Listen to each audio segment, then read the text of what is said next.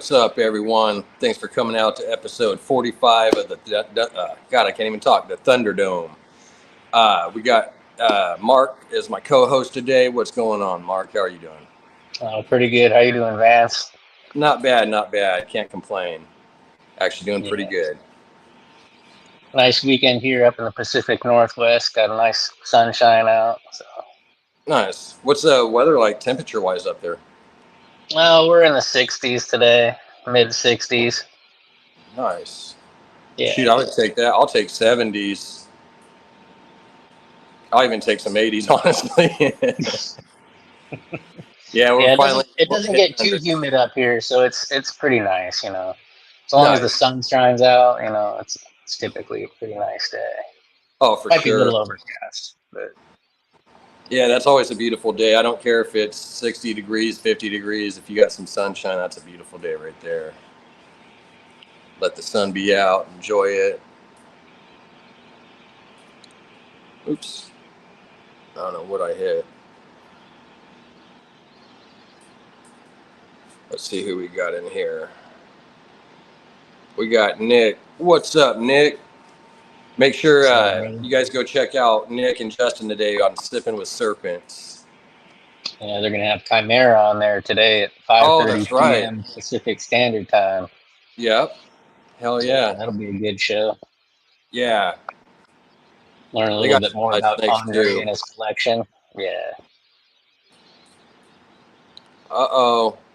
Who do we got up here? We got Python Portal Will. What's up, Will? Nothing much.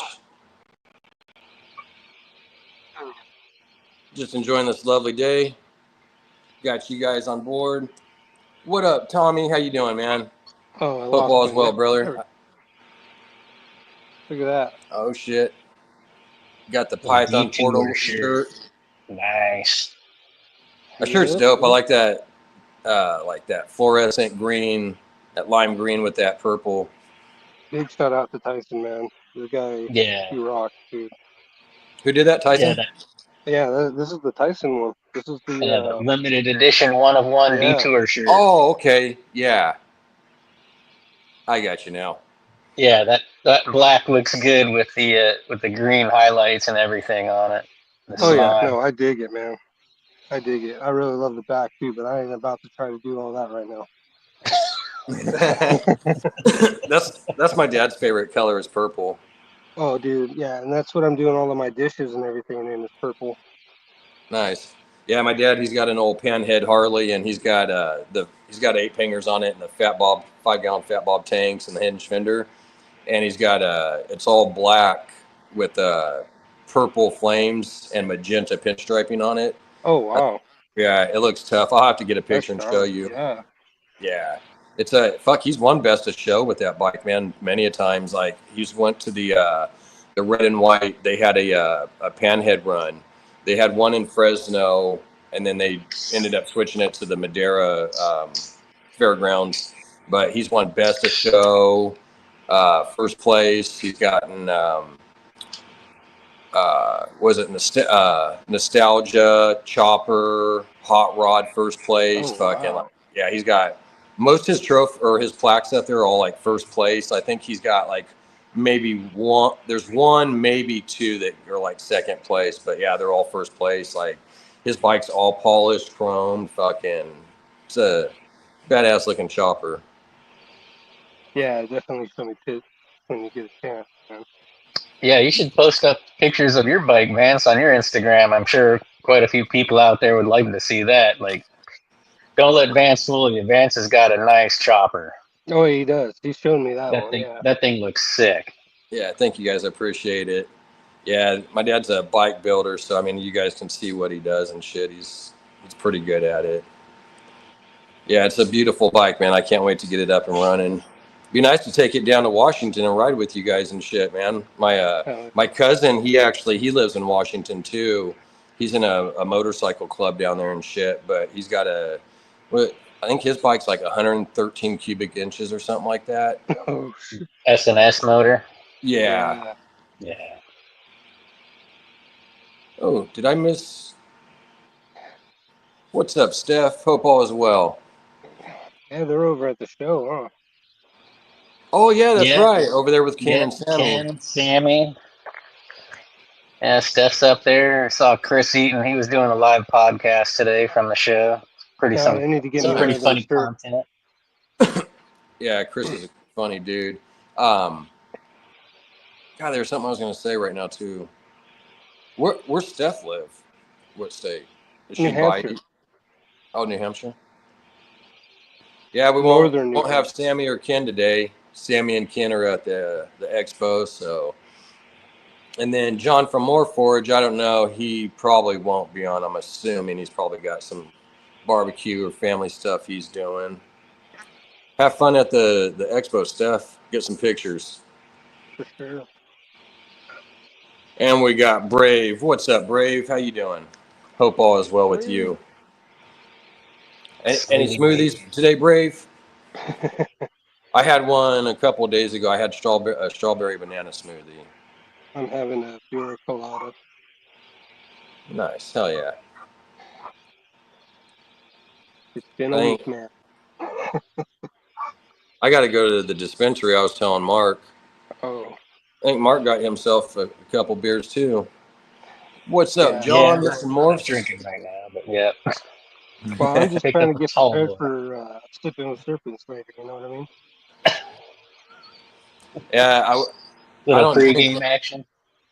Mm-hmm. I don't drink anymore, but I'll be smoking with serpents.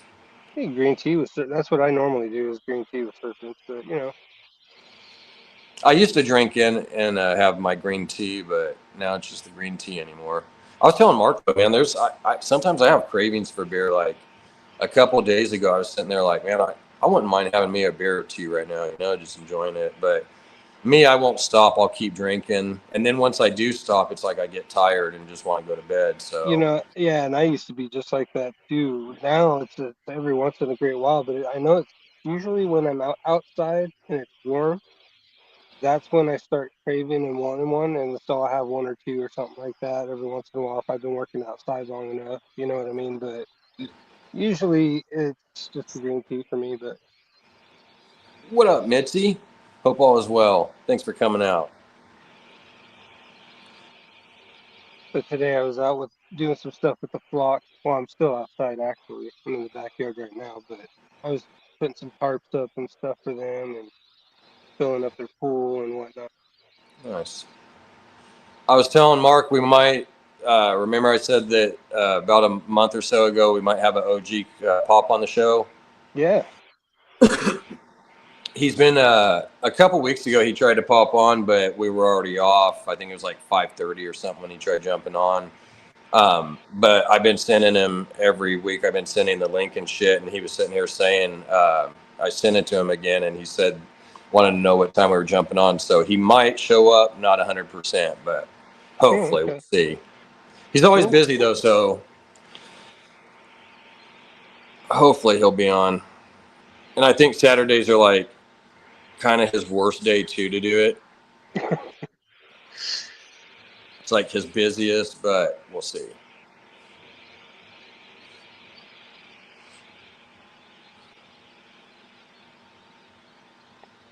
You got any pairings going right now, Will? You know, I haven't paired in a couple weeks, but I've been pairing my DG killer bee into this the Vanilla Scream Hypo Yellow Belly. Nice. So I've been doing that one, and then there's a few other ones that I just keep kind of putting together, and I see locks and stuff, but I don't know if they're just absorbing or if they're just they hate me and they don't want to Still produce or building, still going, yeah, taking their and sweet time. yeah, it's starting to get to be where they're just stubborn projects is what I've been calling them. So, but there's a couple of like I was telling you guys too. I did that pastel banana inchy to the bamboo girl. So I thought that would be kind of a cool pairing. You don't really see too much of that, so see what I get out of that. Yep. Hell yeah. But there's some other stuff in the mix too, and I'm waiting for a couple males to get up to size too. Right, John? I'm lagging a little bit. I have sped it up though.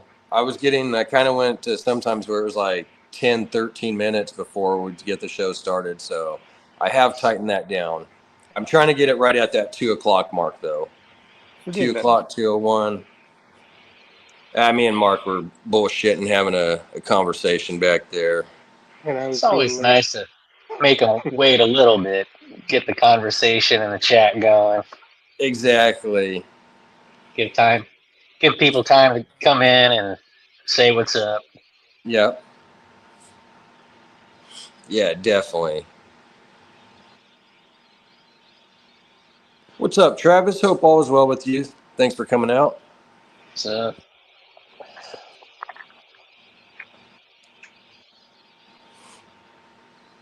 No more eggs dropping yet, Mark? no, yeah, so I've got two more that I still have paired up, but nothing yet. So I paired up my the first pairing was my pinstripe Enchi Orange Dream het cryptic male to my pastel calico female. So she'll probably be going here, I think, within the next couple months or so. She's building nicely and still locking up, and then I ended up pairing up that leopard Sticky.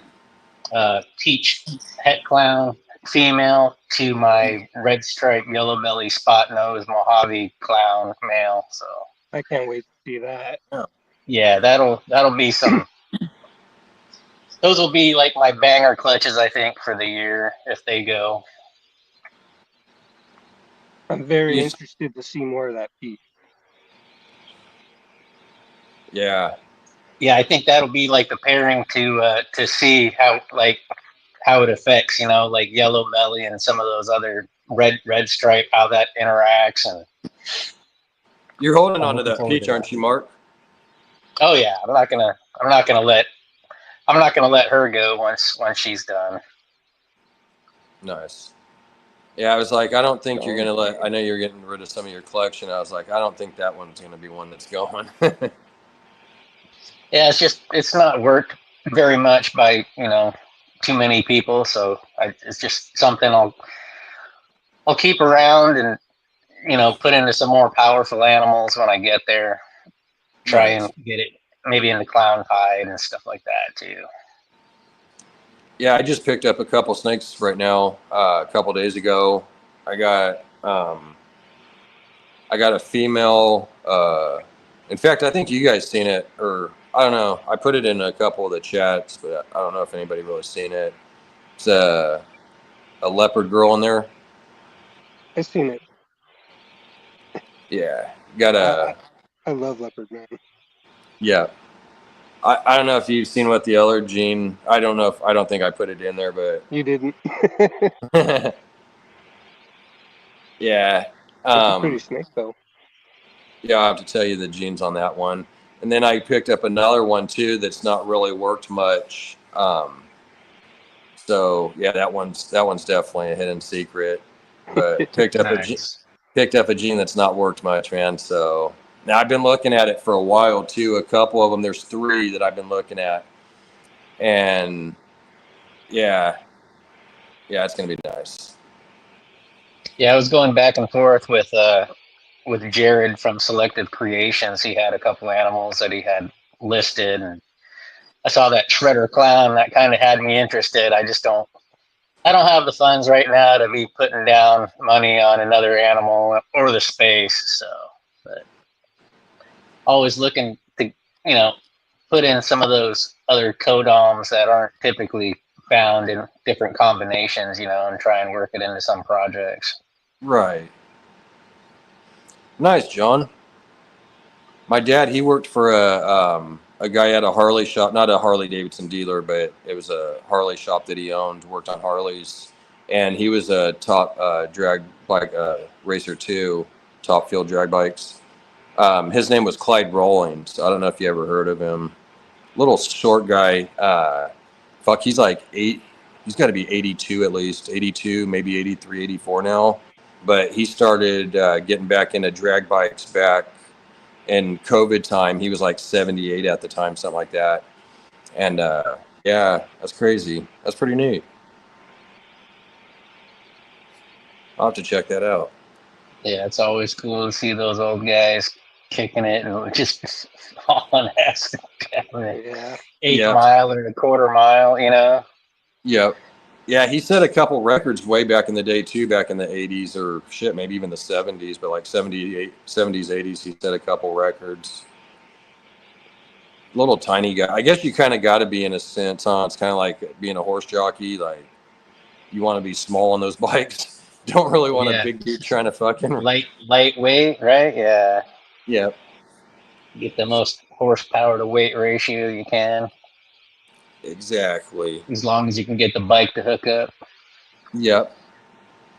What's up, James? What's up, James Perry? How you doing?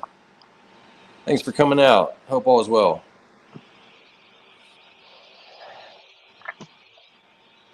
I like to go to one of those Isle of Mans. Do what? Isle of Mans, the TTs. Oh, those guys are nuts. Yeah, but wouldn't that be cool though? Yeah, that'd be crazy to see. For sure. Sitting on the side of the road when they're screaming by at like 260, 280, just in the air. That'd be wild. What's up, Eric B? That's right. Smash the like button, hit subscribe, notification, share this out. Thank you, sir. What do you got going on today, Eric? You must have the day off. I think you got weekends off anyways, though, huh? Hopefully. Right? Everybody deserves the weekend off. There should be nobody working weekends. Unless you're shipping my snake or something like that, then that's different.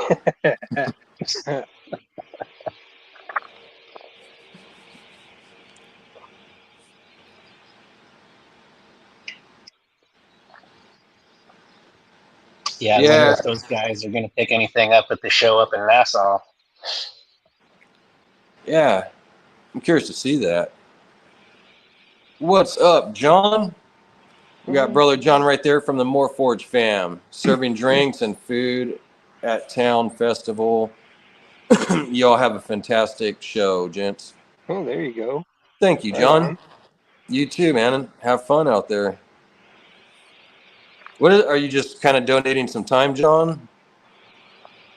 Must be one of those Renaissance festivals. Right? Right. Reminds me like with Jim Carrey and shit when he's sitting there fucking... Medieval times. Yeah, medieval times. Some crazy movie the other day. It was like Knights of Badassdom or something like that. Have you guys seen that movie? No. That's crazy. Nuh-uh. It's got I can't think. It's got that little person in it that was in Game of Thrones. I can't think of the guy's name. Oh, Peter. Yeah, Dinklage. Yeah, there you go. Yeah, it's pretty funny. Yeah, I'm pretty pissed off, man. Fucking, I was sitting there so stoked for like the past, like, I don't know, 4 or 5 months or something, fucking seeing this new movie that was coming out. And I was like, man, I can't wait to see it. And then I was telling you guys about it and shit, and was telling Will, I was like, yeah, the Simpsons movie, we're talking about all this AI bullshit, but at least the Simpsons movie's real and it's coming out. And then Will was like, I'm only seeing AI shit on it. And then I went and I started looking, and all I'm kind of seeing that this shit's like fake AI, and I'm like, fuck, man, I thought this generated crap. Yeah. Because there was one I seen too. It looked pretty badass. It was I can't remember the two actors, but one was Jim Carrey, and I can't remember who the other guy was, but it was called Best Buds, and it had them in there, and it had like some like green tea leaves in the background, and then it said Netflix. And coming whenever, November or whatever month. And I was like, oh, hell yeah. And then I'm looking, I'm like, I don't know, man. I'm starting to think this is AI, you know. And then sure enough, it was AI. And I was like, Man, you guys are pissing me off. I'm all stoked and happy seeing all these cool movies coming out, and nope, it's not. It's all bullshit. Yeah, that's the tough thing sometimes, like when people use those AI generated images or videos or clips, like they should have some little watermark stamp in there saying it is AI. Exactly. Letting you know. Yeah. That's the thing, man. Like AI is so cool. There's so many things that we're doing with it, right? All the logos and all that. Like it's amazing. I love it. But then there's that downfall of it too, right? There's always you got your pros and your cons on stuff. So it's like, fuck, man. If Yeah, people would just use it for the right reasons. the fake news, just Mhm. the BS that people put up there. I've seen where Trump made it where you don't have to have a driver's license, and I was like, hell yeah. But we'll see how far of this. So I looked it up, and it was fake. I was like, yeah, I didn't think that was real. Yeah, I saw a pretty good one the other day with like Kim Jong Un. It's pretty funny. They had one with Kim Jong Un. Yeah. I'll have to check that one out.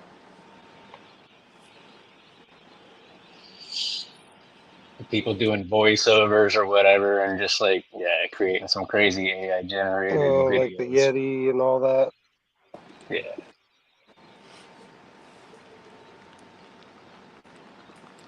Yeah, the Bigfoot videos are always good. They're funny. Mm-hmm. Yeah, those ones are hella funny. I think you're probably going to start seeing a lot more of that type of content on people's channels, or you're going to see it more frequently in your posts. Oh, Right. That's definitely going to be one of those 2025 things. You know what I mean? Oh, yeah. Yeah, definitely. In fact, you know what? Let me throw up the sponsor video real quick.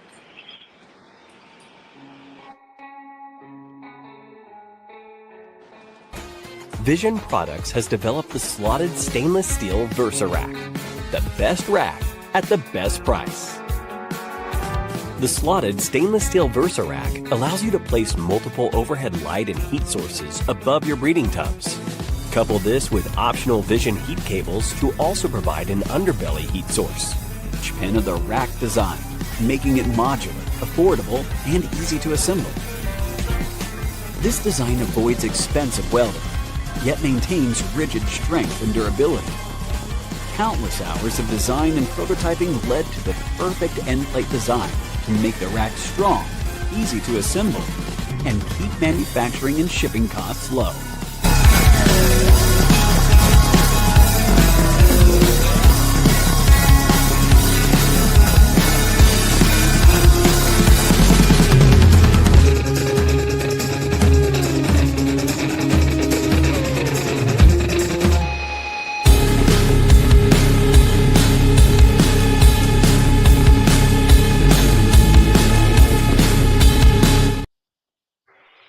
Well, shout out to Vision and Mitzi for being the model for that as it was going.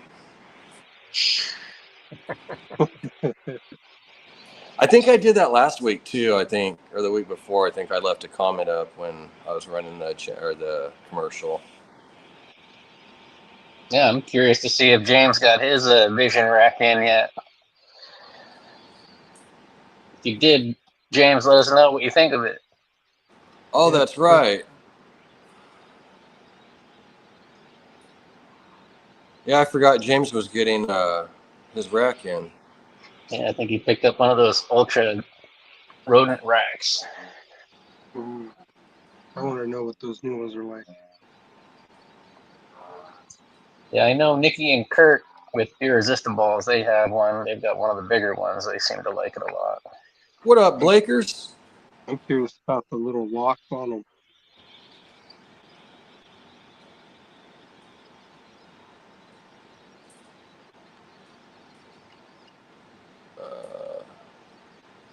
What's up, Nick? Glad you finally made it. Will got the shades on. copying my style. I'm outside, brother. I'm in the Yeah. backyard chilling. Nick likes to wear his sunglasses inside. Will's outside. He's just got the background going from his phone. What's up, Mike? What's up, Platinum? How you doing?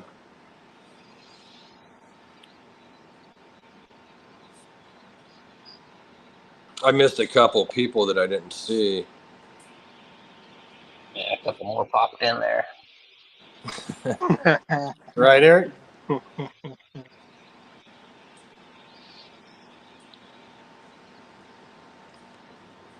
Ain't nothing like a screaming eagle. Are we talking bikes?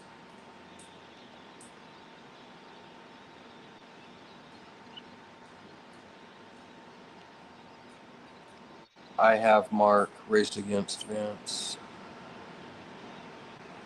Heinz, Spider-Man, Fur, Mancuso, etc. He's been out for about 6 to 8 years. Okay.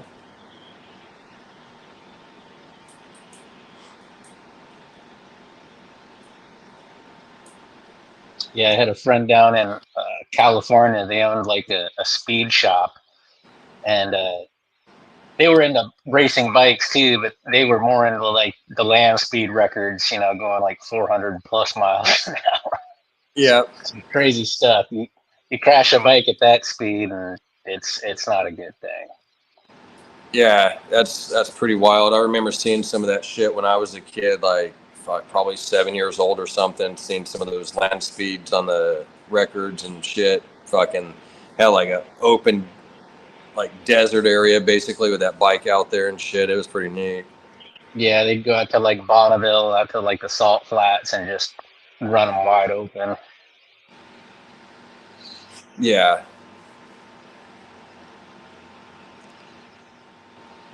Nice, Eric. Get those pairings going, man. Eric said he was contemplating on doing some pairings. I wish I could do some pairings right now. I think I was saying it backstage to Mark. I got my Scrambler boys almost ready to breed. I'm just basically trying to. In fact, I was waiting till the end of June because he was going to be a year old, and we're already at that point. So he's a year old, and he's probably about 450 grams right now. So I just got a little. In fact, I'm going to feed him today. Put a little more.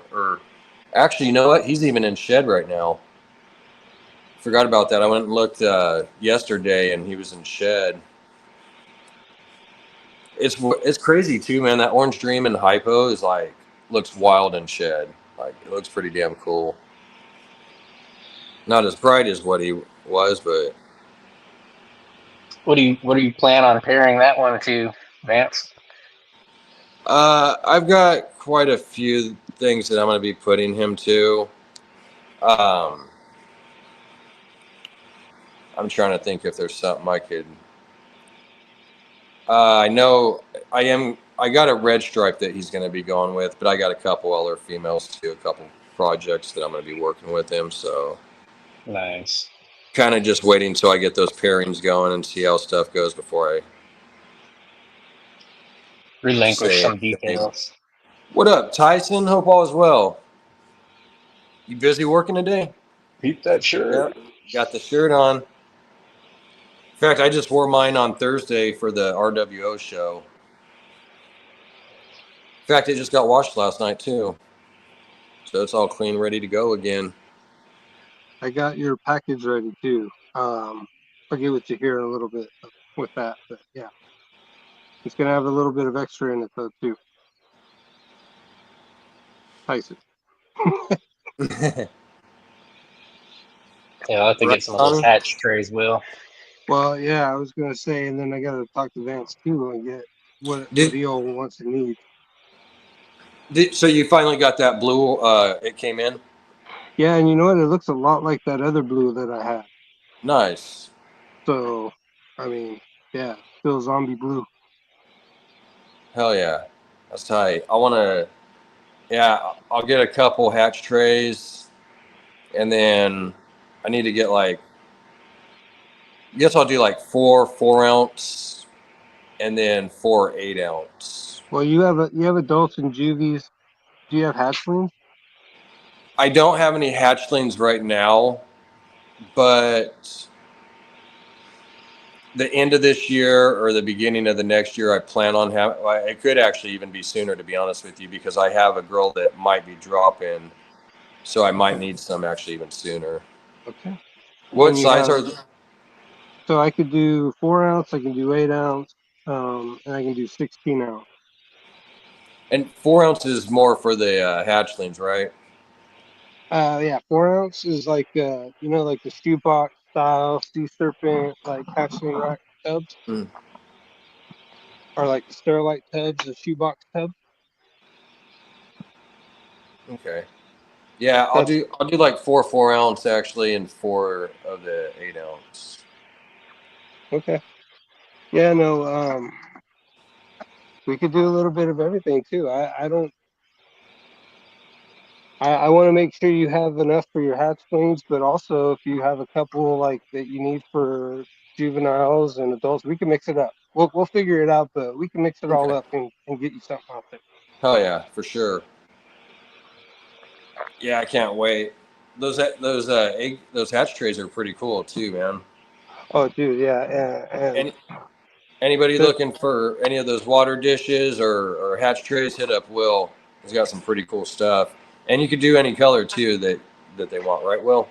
For the most part, yeah, no. Whatever color they have, like. Yeah, I mean, if you wanted a certain kind of filament and certain kind of color or whatever, just let me know, and I can do what I can with that. But for the most part, it's like the Overture Easy PLA stuff is what I like to work with right now because it just seems to work a lot smoother and it feels a lot more sturdier. So. Hell yeah.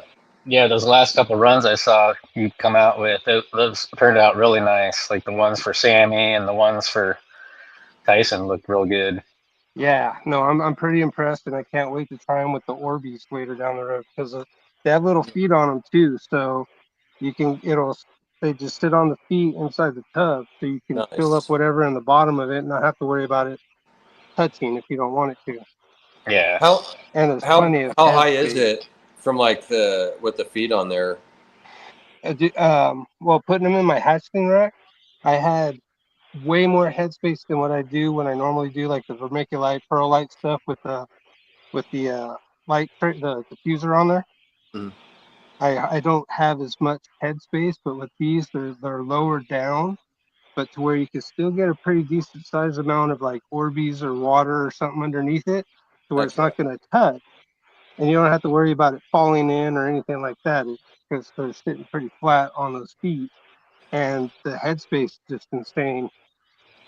I mean, I'll show you guys later pictures and stuff with it inside to show you what I'm talking about, but I've never had that much headspace when I put my eggs into the tub. Yeah. So, and you designed those specifically for those shoebox style tubs too, right, Will? Well, I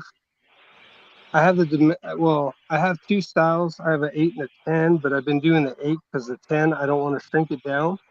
I want to leave it to the size that it is, so that way the egg tray compartments will be the exact size. So I'm going to wait, and when I get my second printer, it'll have a bigger area that it'll be able to cover, and I'll be able to print those out at the actual size. So I will eventually have a 10 too. Nice. Oh yeah. That's pretty awesome. But yeah, no, and I can, and then when I do get the bigger one, I can tweak the dimensions and stuff. So if you have a one that's more narrower or something like that, I can probably mess with that too to an extent. And then you're going to be working on like perches or like possibly perches, but like hides and different shit too, huh? Oh yeah, for sure. I can do a lot of that stuff right now on the printer that I have, but for like the chondro perches and stuff like that, I want to get the one with the bigger base, so that way I can actually go up to the bigger sizes and whatnot. Because the plate that I have right now, it only goes, so many, but it's like 256 millimeter by 256 by 256. And so I want to make sure that I get a much bigger plate so that way I can do bigger sizes and whatnot, because that plate's too small for the actual chondro perches right now. Okay. Right. But yeah, no, for sure. I'm trying to get what I can and do what I can for everybody. So, you know, I mean, people have ideas or whatever, they could throw them at me. I'll see what I can do with them, you know? Yeah, it sucks because I was like, I had you a few months back was talking to you about doing those water dishes and everything for me. And it unfortunately didn't work out quite yet. I was like, you know what, screw it. I'll just get those and have you do those. It doesn't matter. Like, I'll just get some plastic, the plastic bowls and put in there. Yeah, you know, that's kind of what I ended up doing too. I found a restaurant store down here, restaurant surplus or supply store, and they carry all of them. So now I can just grab a whole bunch at once. And it's just I couldn't get that bottom still to still for some reason, and I don't know if it's just the way that I had it sitting in there, or I don't know. It's something I gotta mess around with. I might tweak around with it later, but right now the deli cup holders that I'm making, I mean, everyone seems to like that style, so I'll Yeah, just the keep deli cup producing those. style. Yeah, It's nice Yeah. so that you don't have to order any in. You could just wash them out real quick and everything. But yeah, at the same time, like, it's pretty cool. I don't mind forking out 10, 20, $30, whatever, on a big old thing of deli cups and 1,000 of them or whatever, order them in and then just fucking switch them out like every month. You know, like, it's yeah. pretty cool because it beats the cleaning and all that extra bullshit. Gives you a lot more time on your hands. So it doesn't really, it kind You of can wash benefits them me actually a little more. and you can wash and reuse them for so many times too as well before you go Exactly. and replace them. So I mean they'll last you a while anyway. Yeah, that's typically what I do, and then I just rinse them out. When they get bad, Yeah, or once they get a bunch of tannins in there from the cocoa, you just toss them out and throw a new one in yeah, there. Yeah, yeah. once it's all stained and dirty looking or beat up, then it's like, all right, I'll go ahead and put a new one in. No biggie. Where'd I get this brown deli cup?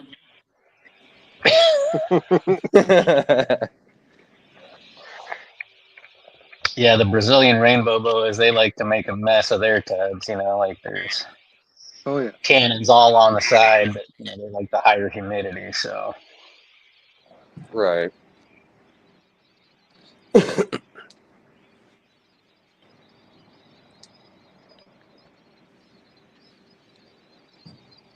Man, I sure wished I could get some pairings going, man. I wish we had some rain over here. Might make my own rain in the house. I'll just go get a sprayer and just spray it. Get Yeah, I a mean, why blow, not? get a blower and make some pressure and everything, right? Yeah, you can try that, yeah, Take just a couple just of bump trash up the can humidity lids with the and humidifier a little bit and mist them Yeah. down real good. Yeah, I can't wait, man, to get these pairings going. I'm so anxious. Like, God, I can't wait. Yeah, Hopefully, I hopefully want I'll to be hit. cutting eggs in like another week or so if everything goes according to plan. Hopefully, they will, man. They will. you said you'll be cutting them in about a week. Yeah, like the 5th of July should be like right around 56 days. Yeah, you'll be set to go. In Should fact, be I gotta should be still throw tipping it by in. next week, hopefully. We're supposed to have rain all week through next weekend too. Nice. Send your snakes to Mitzi Vance. I know, huh? That's what I ought to do. Ship them over there. You can breed them.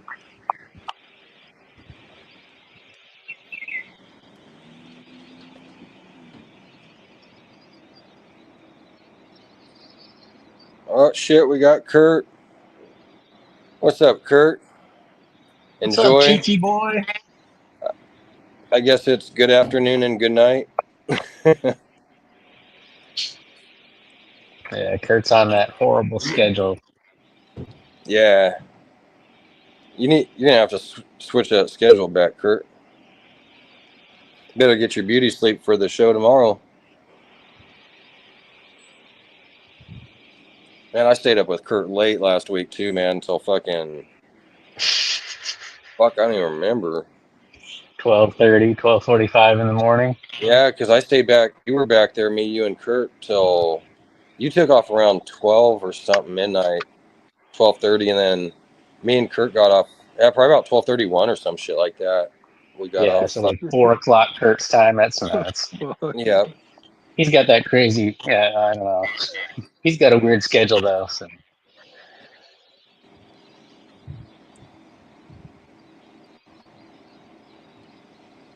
We got. I think I skipped somebody. What's up, David? How are you doing?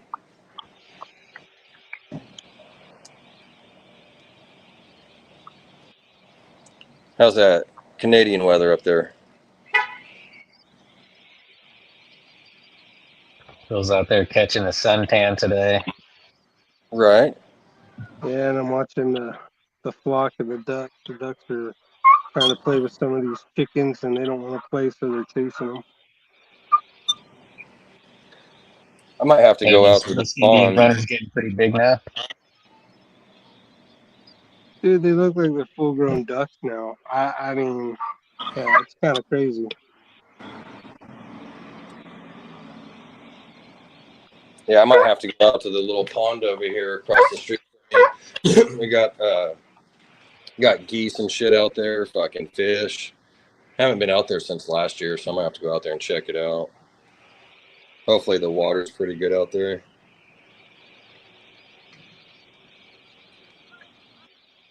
It's pretty cool. We'll get geese that flying from Canada and shit. They'll come You from, guys get Canadian geese? yeah, Canadian geese will come over here, and then they'll like go back and shit back and forth. And you guys mess with those? Oh, I mean, I go out there by them.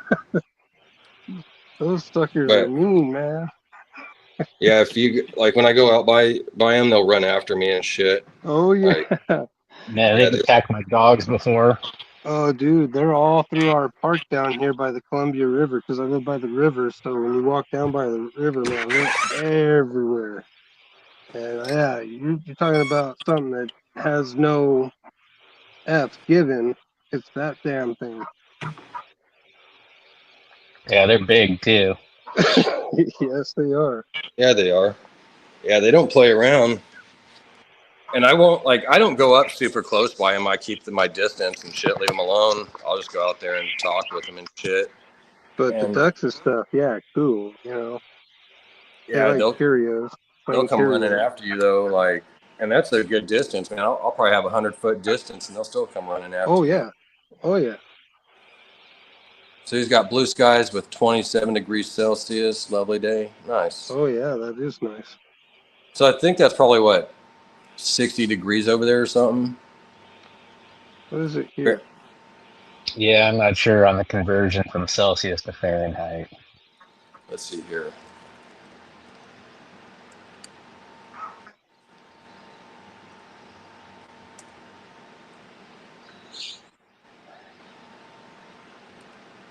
Probably in the 70s. So it's actually 80 degrees over there. Oh, shit, even. So that's not bad. Yeah, 80 degrees is good. Yeah, it's not a hot day. A little warm sun out. Can't complain. I'll take that all day over our 100-degree weather. Yeah. Shit, and we haven't even seen nothing yet, man. It's crazy because we're almost in July, and normally like we would have like 105, 110-degree days and shit already, but it's been like the hottest that we've had was like 103, maybe 105, and that was just a few days. Like most days were 99, and even then we were in like our 80s and 90s up in June, like the beginning or mid-June. So that was pretty wild because normally we would have been a lot hotter. So I'm definitely liking saving that money on my electric bill. Yeah. Yeah, no, that's about the same here too. Usually it's in that range. By mid-July, we're in the 120s, 113. But nothing. I think the weather's coming by Timu. What'd you say, Will? I think the weather's coming by Timu. Taking a little bit of time. Them things are everyone here. They are year round. Must be talking about the Canadian geese. I think you need to go back to bed. That's what I was thinking. I think you need to go back to bed because I'm not understanding this shit. Low tide.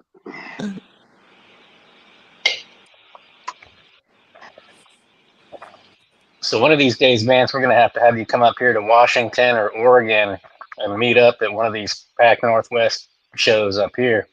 Oh yeah.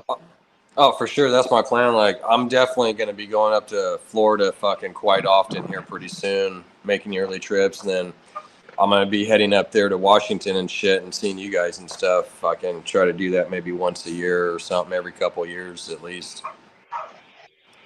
Yeah, I think we've got one of the bigger shows in Puyallup going on. I think it's like July 12th and 13th, I think. So a couple weeks away. Yep. I'll be there. Nice. And they got a couple more that are down south in Oregon and like the Hillsboro and Albany area. Those are typically like around October, I think. I just don't know if I'm going to go to both days. Both days. Both Saturday and Sunday. Yeah. One day, man. I've already seen and done everything, so it's kind of hard for me to do the second day. But I might do it. Yeah, especially if we all get together and start, networking exactly. one day, and then you can go visit and look around at all the animals the second day. I was thinking that too. We could do something like that too, That would be cool. Go out like one day, event at the expo, and sit there and, like you said, do networking, have all the banners and everything up, all the RWO and Vision and all that stuff, and then spend like the rest of that day later fucking doing whatever, and the next day just having fun and shit, because the expo is only like 6-7 hours long. Yeah, it's usually like starts at like 9 to 5, I think. 9 for like the VIPs on Saturday, and then it typically ends at 5 p.m. and then the next day 10 to 5. Yeah. Oh yeah. I wouldn't even mind going out, like, if you just went to the show in the morning, set up, and even took off like at 2 or 3, be out there most of the day, and then just take off like 2-3 hours before the show ends and shit. That's what I did. I did that the last. Yeah, but see, and I bought the VIP, and I bought a place or a room up there and whatnot. And I was gonna do both days, but man, after that first day, I was just like, you know what? I'm just gonna bite it and just drive back because I had already seen it all. I was tired. And I was just like, I couldn't get through a second day. There's no way. But this time around, it's a little bit different too. I'm not going to be traveling with the ASFs and all kinds of other stuff. You know what I mean? I'm just going up there to kind of chill and network and see Mark and everybody and just kind of, have a good little time. Maybe I'll pick up a snake or something on the way out, but I don't know. Oh yeah. We'll see. Yeah, you better watch out, Brave. Make sure those damn geese don't mug you out there for a smoothie. It's always interesting to see what people bring, on like a lot of those shows up here in the Pacific Northwest. We've got quite a few on that circuit. There's some that are in Bremerton. That's like a smaller show. And they kind of call that like the Cascadia Reptile Expo, but it's put on by the same people. And then like the bigger shows are like Hillsboro or Albany and Puyallup. And I don't even know how many vendors they have, but it's like 30,000 square feet, so they have it at like the Puyallup State Fairgrounds. So it's one of the bigger shows. It's a 2-day show. Nice. I've been to the Albany one, and I haven't been to that other one, that one-day show. Yeah, the one up in Bremerton, I think was one day, I think, or it might have been two. I'm not sure. Was that a pretty good one? That was definitely a smaller venue, but they still had some decent vendors there. They had some stuff that I hadn't seen before. It's pretty cool. We were talking about like the mantids and all the mantises and all that stuff. They had some pretty cool vendors that were up there selling some stuff like that. I like the Spider Shop and the Creep In and all those. Yeah, I like to stop by all those. Yeah, the Creep In was up there. The Spider Shop, I think. Yeah, they typically stick to like the Puyallup show. They actually they vended they're the down there in show Tacoma, here. right? Did they? Yeah, which surprised me. And even the Creep In, I was next to the Creep In when I vended the show here too. So I mean, okay, cool. Yeah, I was surprised, but it was cool.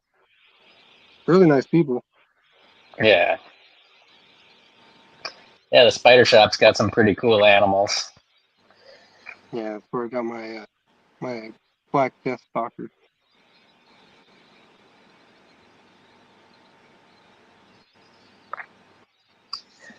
Yeah, the Scorpions are pretty cool. Oh yeah, I just can't wait to get the shop, man. Then I can actually start doing some videos and stuff, footage on them, showing people what's what. And I don't think there's enough of that out there with the Scorpions. Yeah, and you have several of the venomous species too, right? I have some of the more deadlier ones, yeah. I kind of am trying to get all of the top deadly scorpions, but not because they're the most deadliest, but because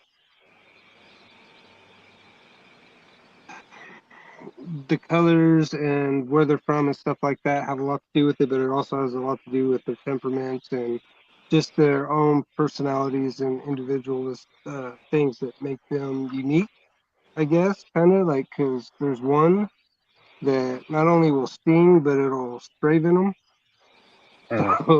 But like before I go and I get something like that, I want to make sure that I have the right setup and everything that, is going to be not only protecting that scorpion, but protecting myself from anything like that happening, accidental or whatever. You know what I mean? What's up, Choochie boy? What's up, Justin? Because if you're going to mess with scorpions or anything that's venomous like that, man, you better make sure that you take that shit seriously and you don't sit there and just I can't say free handle or anything because there's people that'll do it anyways, but just be cautious and be careful with it. Be mature about it. Don't be irresponsible about it. But yeah, I mean, but there are scorpions out there that you can have, and they're like bee stings or wasp stings. They're not really, unless you're allergic to them. But how are you going to figure that out when you get stung? That's the only way you're going to figure out if you're allergic to it or not. So it's best to just always take it as if it's a bad no-no and you don't want it to happen. Hey, you know what? You just reminded me of something, Will.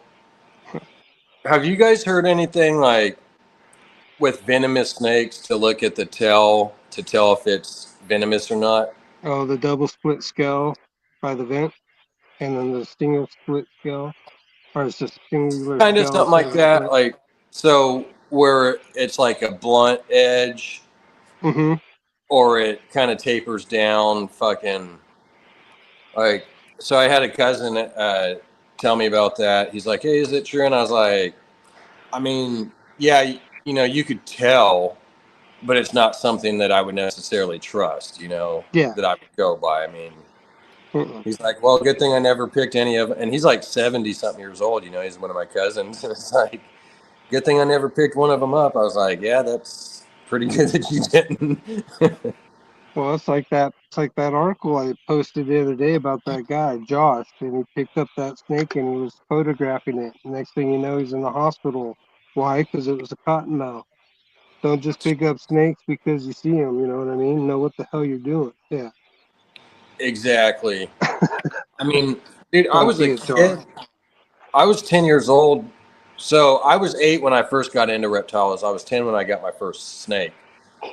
And since I was a kid, man, I'd be in the libraries getting books and reading you'd have a thick book of all these different snakes and shit. And so I would read a lot of this and learn, you already kind of know about cobras and shit, but you see, cottonmouths, all these different vipers and shit. But with all the experience and stuff that I have in seeing snakes, I still wouldn't be 100% trusting on something that I didn't know. I mean, there's even stuff that I've learned that I don't remember as a kid, fucking like, The I one that said gets I think it was okay to touch it. And Yep. The one that always would get me is what is it? Is it the milk snake or whatever? The yellow black. The coral snakes. Yeah, dude, that one always screwed me up. So I was always just like, if I ever see that color pattern, I'm just not even gonna mess with it. yeah, that one I had too. I had the color pattern down, but then I forgot it and I was trying to remember it one day and I was like, wait, which one? And I'm like, dude, I don't even know. Just don't even touch it. Like, Yeah, what is it? Red and yellow, you're a dead fellow, or something like that. Or it could be black and yellow. Yeah. Like, red before black, it won't attack. It's like a lot of the venomous snakes, had like the elliptical irises like cats, but not, but coral snakes don't, so they have like the round elliptical irises. So just something to kind of be aware of, like rattlesnakes, copperheads, and some of the pit vipers have like those cat-like irises. Yeah. I guess it just depends on where you're at and what you're out looking for and herping, right? Like, yeah, just try not to freehand anything. Yeah, just know what you're doing, man. Know what you're doing. And if you don't, then it's best to just leave it alone. Mm-hmm. Admire it from a distance, take a picture. Yeah. Exactly. Let it be. Like there was this one guy, I thought it was pretty cool. He sat there and there was I can't remember if it was a rattlesnake or a viper or cobra or what, but there was this venomous snake and this guy was like traveling. He was walking through, adventuring, and it was like desert with like all these rocks and shit, and it was hot out. And there was a snake over there by the rocks, and the guy, he had a water bottle, and he was like up above, I mean, roughly just through the camera, he's 7-10 feet above the snake or whatever. And so he's up above the snake, 5 feet, 10 feet, whatever, and he takes his water and he just like pours it down the rock by the snake, and the snake's going over there drinking it and stuff. And I was like, that's pretty cool. The guy's not putting himself in harm's way. He's up on top of this huge boulder above this rock and just letting it drip down, and letting it drink and shit. I was like, that's pretty cool, man. Like that snake was pretty appreciative of that. I'm sure. Like, thank you, man. It's 30 degrees in this motherfucker. And that's the other thing too. The snake's realizing that it's not being harmed; it's actually being helped. So you know what I mean? Yeah. It's not going to really be on the defensive. Exactly. But that's badass. That is badass. I like seeing that. I've seen them do that where they have the water bottles and they're pouring it and they're just taking a drink out of the water bottle. I think that's pretty cool. Yep. That's trust right there. Heck yeah. Yeah, in fact, I was talking to somebody the other day and they were telling me that they might be getting like some rattlesnakes and vipers in from somebody, and I was like, dude, that's not a good idea.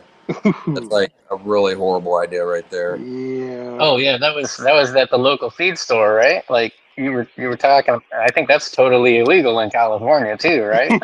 Yeah. I know it is in Washington. Like the only thing that the only thing you could do is you could gift a rattlesnake to somebody. Oh, okay. Because they're from here, so technically, like by California law, you can have one. I could give you, like, say if you guys lived in California, I could give you one. But as far as like a viper, no, you would have to have a special license to even have that. So it's like, dude, I don't know. I'm gonna talk to them and shit and see if that's really, because it was the worker telling me about it. And I was like, I'm gonna talk to them because I already told the worker like that's not a good idea, man. Like that's gonna get somebody hurt. Because if I've never that's seen Somebody at that dude, store is going to end up getting bit. You know, it's going to be bad news for them. I've never seen exactly. hots in a store like that though. Yeah, it just that's all bad. Like if that thing gets out, dude, fucking, it's not gonna be good for anybody. Oh yeah. I mean, and they had a few issues where ball pythons were getting out and shit, fucking. So it's like Oh if you're fuck. having that issue, that's not Oh no. like you Fuck that. better make sure there's a lock on that damn cage. Fuck that. I petition that shit. That's the thing. It's like, dude, I don't want to see like them go through shit. You know what I mean? Just because of bad choice and shit. Like, Yeah.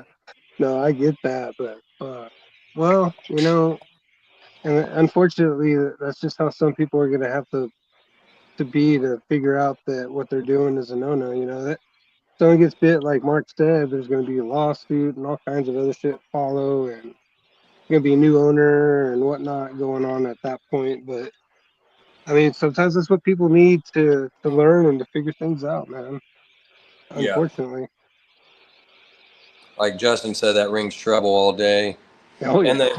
like, because I was supposed to be in there with them. I was actually going to be the one that I talked to them because they only did the feed and shit. And I was like, you know, hey, let's, like, I got reptiles. They knew I was a reptile breeder, and I was talking to them about getting stuff going and doing that, selling snakes. And so I was going to be dealing with them. And he's like, yeah, as soon as we get everything going, you know, I'll set it up. So I was telling him how to do it.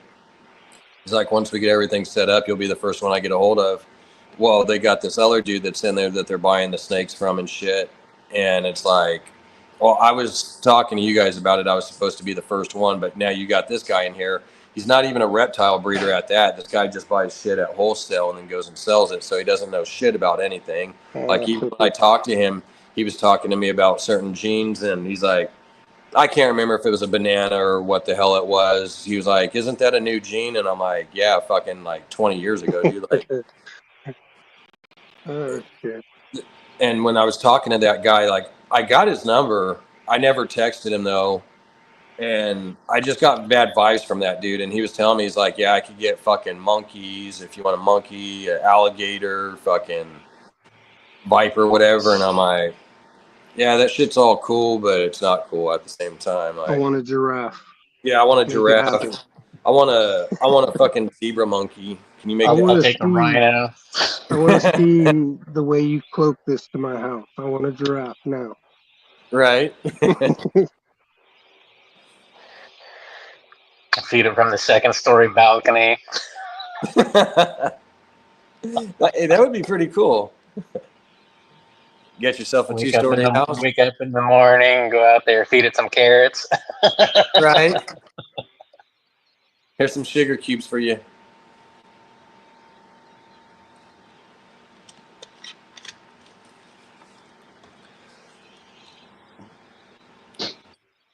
Yeah, I forgot to get a top 15 list. I've been so busy, man. I need to figure out who I got to ask. Actually, did we? Yeah, we did yours, Mark, didn't we? Yeah, we did. Yeah, we did yours. Yeah.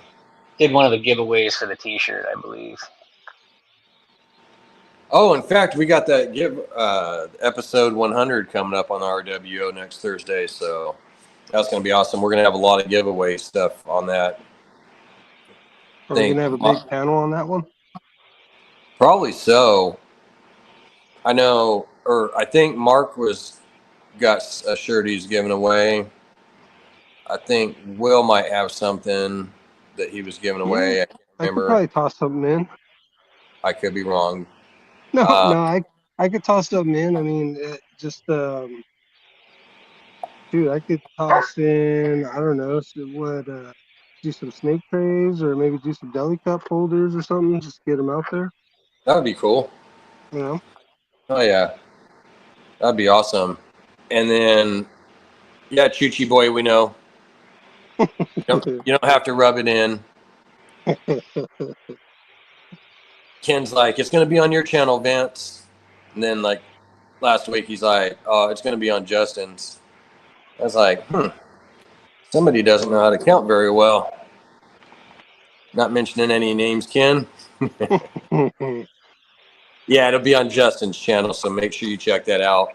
Like I said, Mark was giving away a shirt, if I remember correct. It was pretty cool looking. We'll figure out something, whether it's, if there's females in the audience that want to get on the wheel or get something to win, we'll come up with something. Yeah. We talked about doing maybe a pair of custom Vans or something like that too. Some slip-ons, maybe.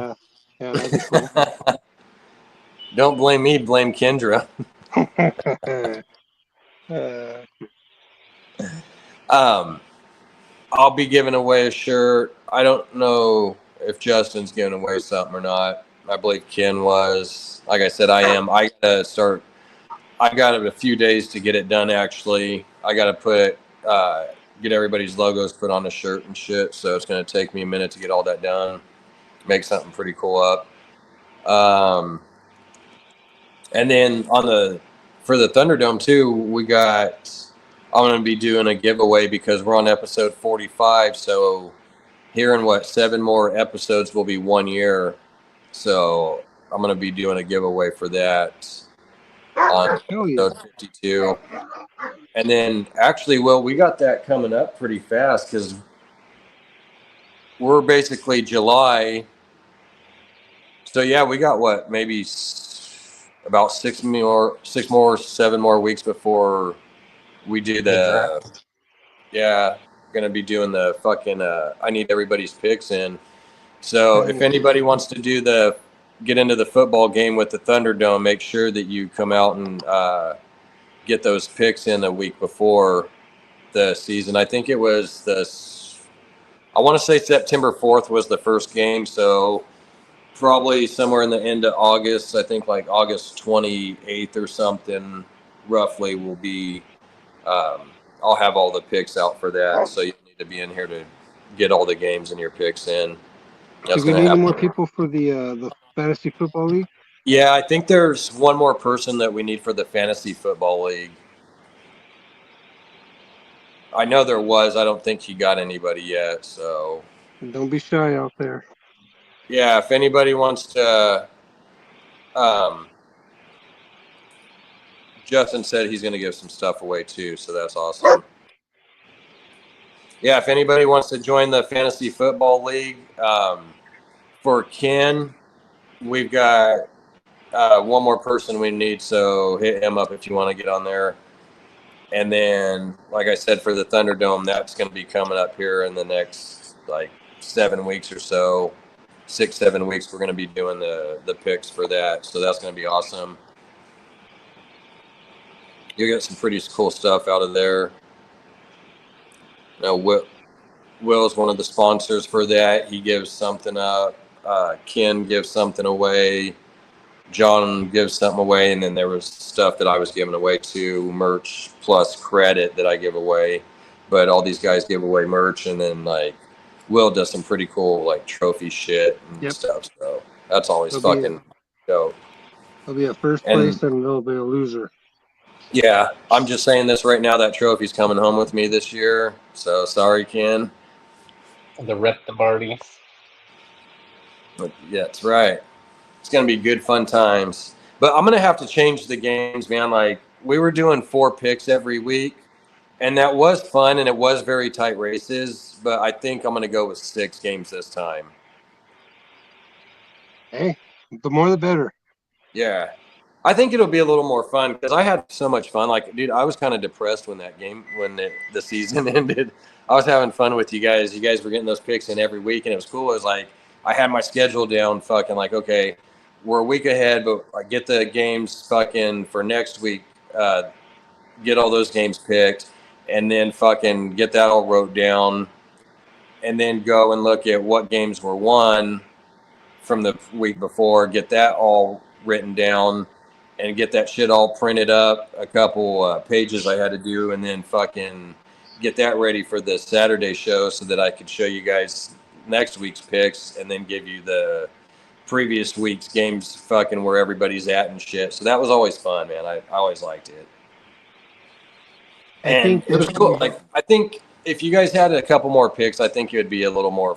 Like, I think the 4 was fun, but I just think it would make it that. You know what I mean? It might not be as close of a race, too. You know. Yeah, it won't be as. I think there will be close races, but it won't be as close where like, because John and Ken were.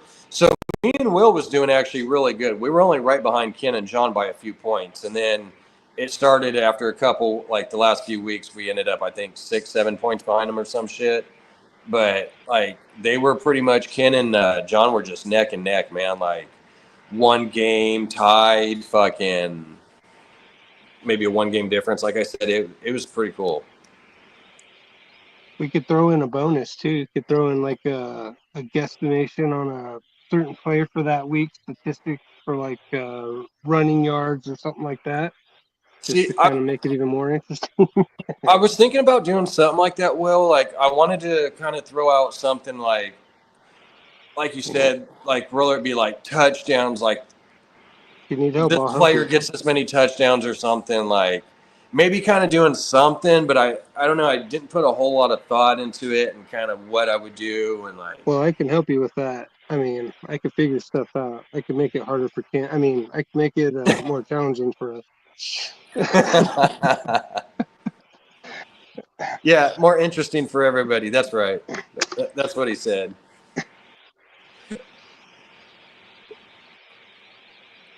Yeah, I'm trying to figure out a few more things. It would definitely be neat to add a little more to it if I could.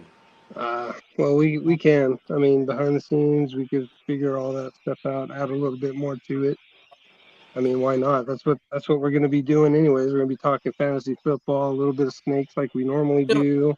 Maybe I'll do something like that because I was going to be dropping the credit anyways because when I first started, it was like $25 for third place, $50 for second, and $100 for first place. And then I moved it to $200 for first place. Like halfway through the year, I moved it to $200 for first place. Was it $100 for second, and then $50 for third? Yeah, something like that. And I was gonna drop it this year because it's like, man, this credit's gonna be like, I've already got credit from last year that's going out, and then we're gonna be jumping on this new year. So I was thinking about dropping it a little bit, but what I could even do is I'll drop it, but then I'll have like, so we'll still do a first, second, and third place. And the credit, like I said, will get dropped a little, but we could throw in like maybe a bonus thing or something at the end. Some type of, whoever had like, I'll put those guesses out. Like, I don't know, just say we're talking about like total yards that this team got or a certain player or whatever, touchdowns.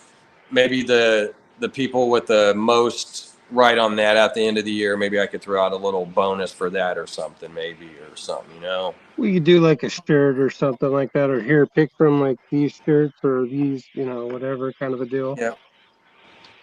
I'm down for that. Heck yeah. You know, yeah, I could throw in on something like that. It'll be one of my shirts though. Yeah, that's fine. I mean, that's the way it should be because like John, he put up a shirt and it had his logo. Well, he had actually, I think we all did it that way. But John had a shirt with our logos on it and but his was like the main thing. And then he had our logo on the side or some shit. I think Ken did kind of the similar thing. And then I also did a similar where I put the logos on the back with the Thunderdome logo. So I'll do something. I'll do like 3 different shirts on Printify or whatever, and just give them the option to choose between the 3. Kind of deal. Okay. Put all our logos and stuff like that, like you were saying, but just kind of, you know, make some different designs or whatever. Yeah. And maybe dealer stock or something like that. But I might, and I'm debating too, because I was doing a pretty cool, like, the logo that I did for Ken as the champion shirt, I was going to use that every year, and it's a pretty cool logo, but I might sit there and actually try, I might go ahead and recreate something maybe a little different. Like, either way, it'll still look badass. I do like that logo, so I might still run with it, but I think I'm going to try to maybe do something a little different, and just, even if, like, I use the new logo or something every year, but I think I'm going to do something a little different just to try to make it a little better. And I don't remember what the logo looked like, though. I'll have to check it out. Well, we're still in the early stages of this anyway, so little changes like that, that's fine. Not a big deal. Yeah, for sure. And that's why I'm trying to do it now, like you said, though, because we are in the early stages where we got, roughly a little under 2 months left. But I want to sit there and kind of get things going, figured out now, because I know time's going to fly on me. So Oh, dude, yeah. I'll get some shit figured out. Like, and it was what I wanted to do, man. Like, when I first started doing the Thunderdome, and I was going to do I already knew, like, I was going to do the football shit with it. That's why I started it when I did. I wanted to put, like, so for the football teams, I wanted to take and have, like, a gene for each team. Like, the Chiefs might be the red jeans, for example, or the redhead or whatever. And like the Rams could be the rainbow gene or whatever. But it was kind of like, dude, that's going to be hard to have teams with, like, the football team with that gene, trying to, like, interpret it back to where people have to write that down. You know what I mean? Like, I think that would just be too much. You'd have to have, like, a code word with it, basically. Like, everybody does the sheet. And I think that would just be too much and too much, too hard. It would have been cool, though. Yeah. I want to be Team True Ghost. Right? That would be cool.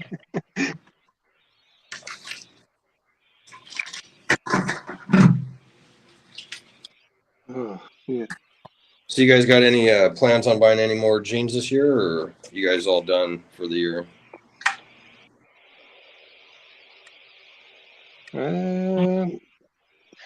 I still have one to show at some point, but I don't think I'm going to be buying any more snakes this year, just because a lot of it's going to get dumped into my my shop. Yeah, nothing to do with ball pythons this year. No. Yeah, I'm down. So I've got maybe like 2 more that I'm going to do this year, and that's it. And then next year I've got like maybe 3 or 4 I'm going to do. And as far as I know, that's pretty much, I'm good for a while until I figure some other shit out. But yeah, I got like maybe 4 to 6 more snakes I'm looking at, and that's it. Like, I'm good. Like, even right now, with, like I was saying before, like, with all the jeans I got, I'm pretty good.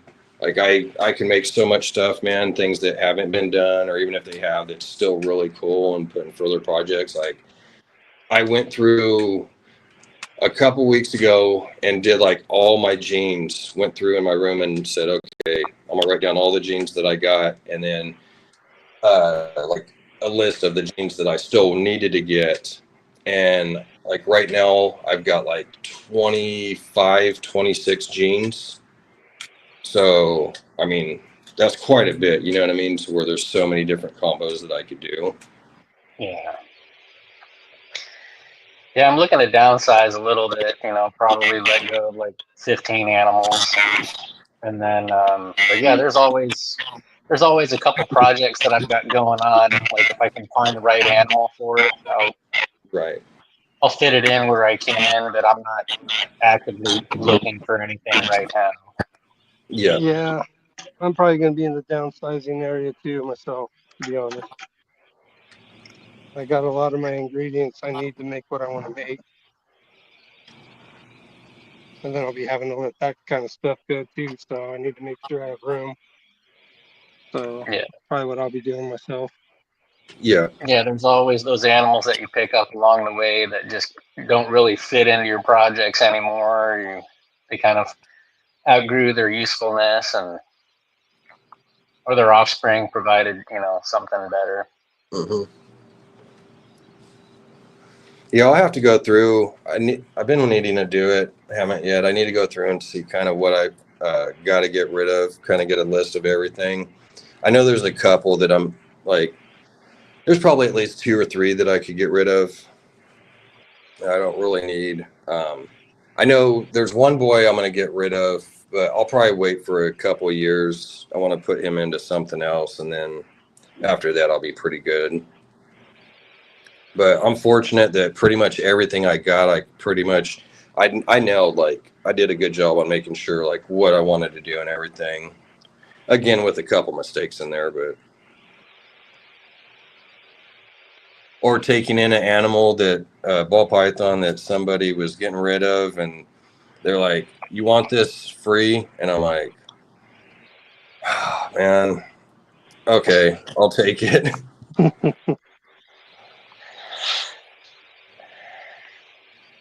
One was he was a Mojave male too, man. The one that I got, and he was real pretty, his coloring, but he was a very well, very good looking animal, man. Fucking, but he was just a dick. Guy was an asshole. Just he wouldn't necessarily bite, but like he would just strike and just hit you with his head, man. Just and like there was a couple times he would actually strike and actually bite you, but most of the time it was like he would just hit you, man. And I was like, God, this guy's such a dick. And he's just like I said, he was a real pretty Mojave, but that was the thing too. It's like he's just a single gene Mojave. Like there's nothing I could really do with him, you know. I mean, Wow. Like the headbutt. That's kind of what my wild caught female would do to the prey when I would give her live when I first got her. She would like hit it with such force from the back of the tub that it'd be unconscious at the front of the tub. And you could hear that thing from the other room. And I run in there and look, and yeah, that thing's in a daze at the front of the tub. And I'm just like, Just oh my smacked God. it. Yeah. Didn't strike at it, but smacked it. Yeah. I was like, oh my God, that thing, I'd never seen that before in my life. That rat was phased and just like walking in circles. I'm like, oh my God. That's a big blow for a fucking snake. all right. Well, I got a question for you guys since you answered that you're not getting anything anyways. So, if you could get one gene that what gene would you get that you really want, that you like? Yeah, for me, there's a couple. I really like the het monsoon stuff, but it's a money issue, Right. And then same with bang. Like if I could get my hands on some bang, I'd like to do that. I had the opportunity at one of my local shows that it just came down to cash, and I don't want to spend that much on an animal, like Yeah. and somebody's already ahead of me in the project. So for me, I'll just wait till it comes down before I get into it, and then make something, put it in my collection and go from there. Mm-hmm. Yeah. Honestly, the only thing that comes to my mind is a VPI pied or a VPI clown. That would be a female. That would be the two, really. And that's really something that you could be doing here pretty shortly anyways. Yeah. But I mean, it would just further my project now instead of having to do that. But I mean, those two would, oh yeah. Heck I'd love that. I've always liked the Xanthic. I just never got into it.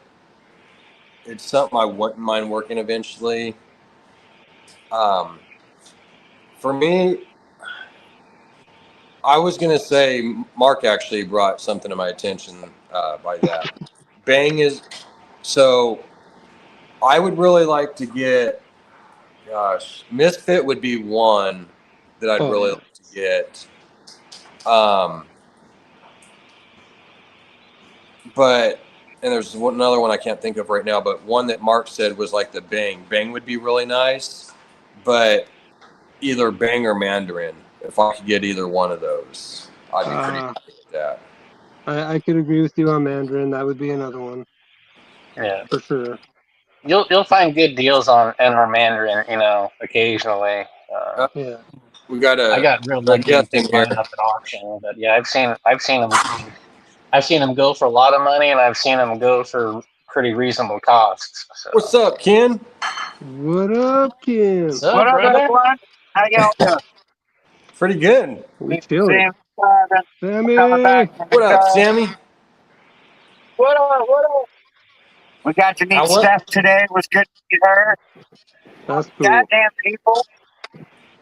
Platinum Morphs, I got to meet them today. I was like walking God. out to the car talking to them. I didn't even know who I knew, any clue who they was. But it's all good. So what about the guy who gave shirts to? Who? That's Platinum. Yeah.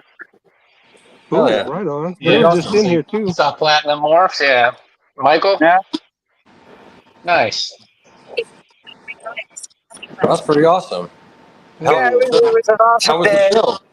I mean, it was a pretty nice show. The venue wasn't that big here at Nassau, but I tell you what, there was a lot of people walking out the door with animals. Like, everyone was buying. Some people didn't do good, of course, because they're not ready to put their prices down a little bit. But if you was ready to adjust your prices, you sold today. It was pretty good. Cool. Nice. Did you guys pick anything up, or? Sammy picked up a couple. You know, Sammy had to pick. He can't go do a show without his hands getting itchy. I thought about picking one up, but I was just like, nah. So I didn't. So is that just a one-day show then, Ken? The Nassau show? Yeah, the Nassau show. It was actually pretty nice. I liked it. I thought it was better than any show that I've been to in Pennsylvania. Hell yeah. So it's pretty packed, huh?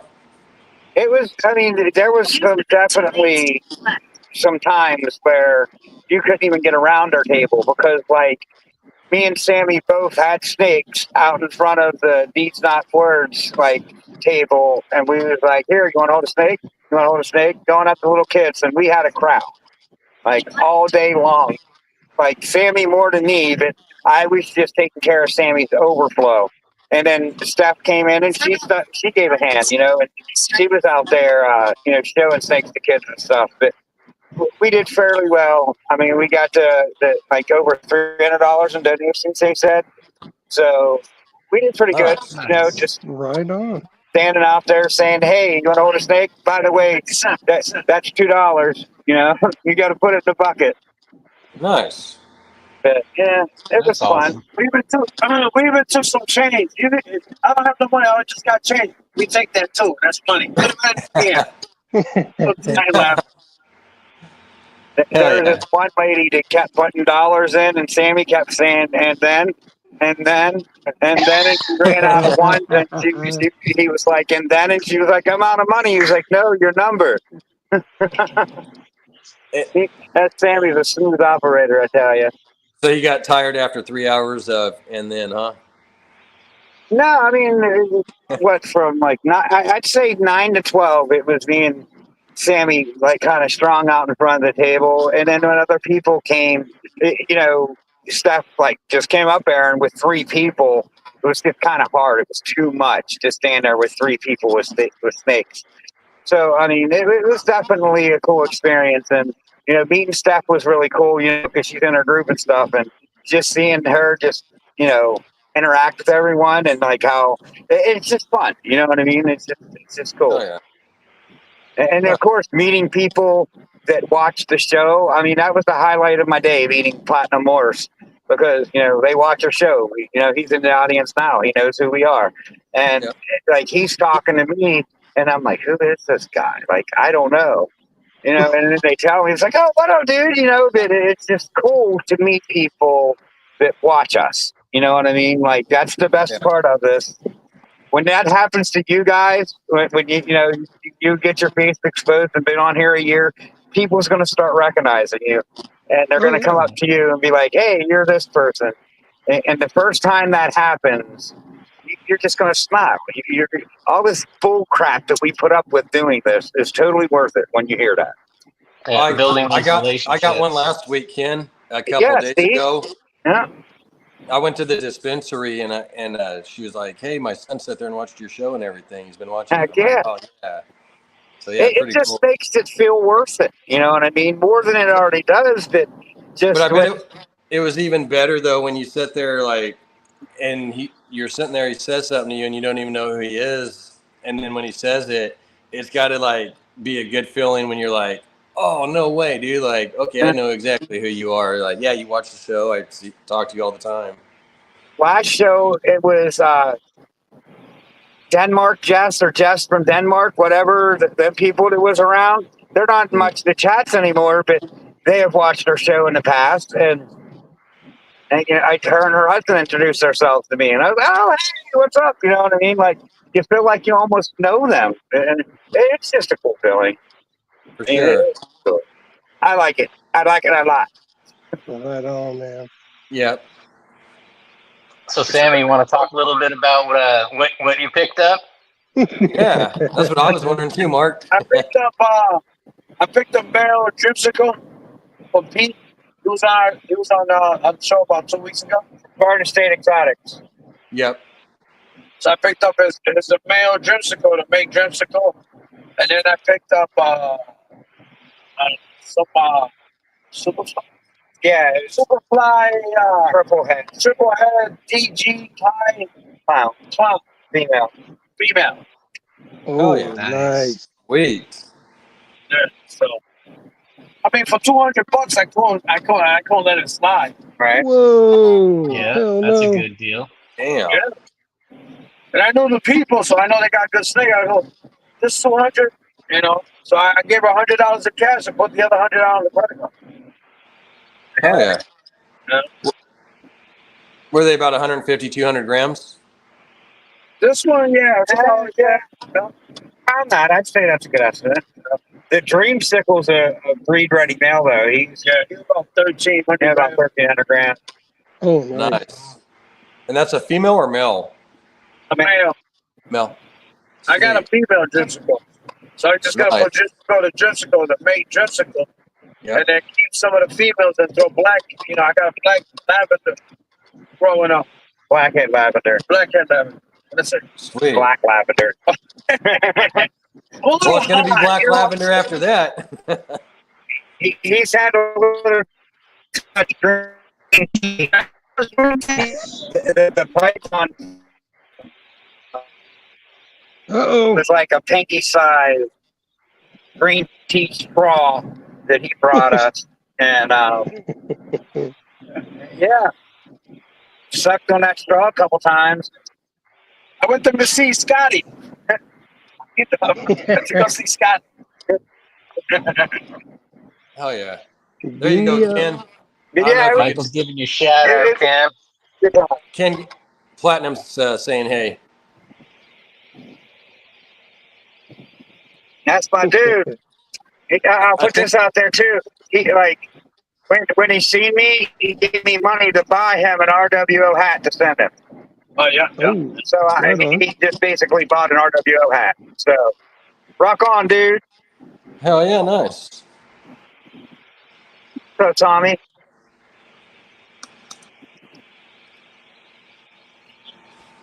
Santos, what's up? What's up, buddy? Hope all is well with you. Yeah,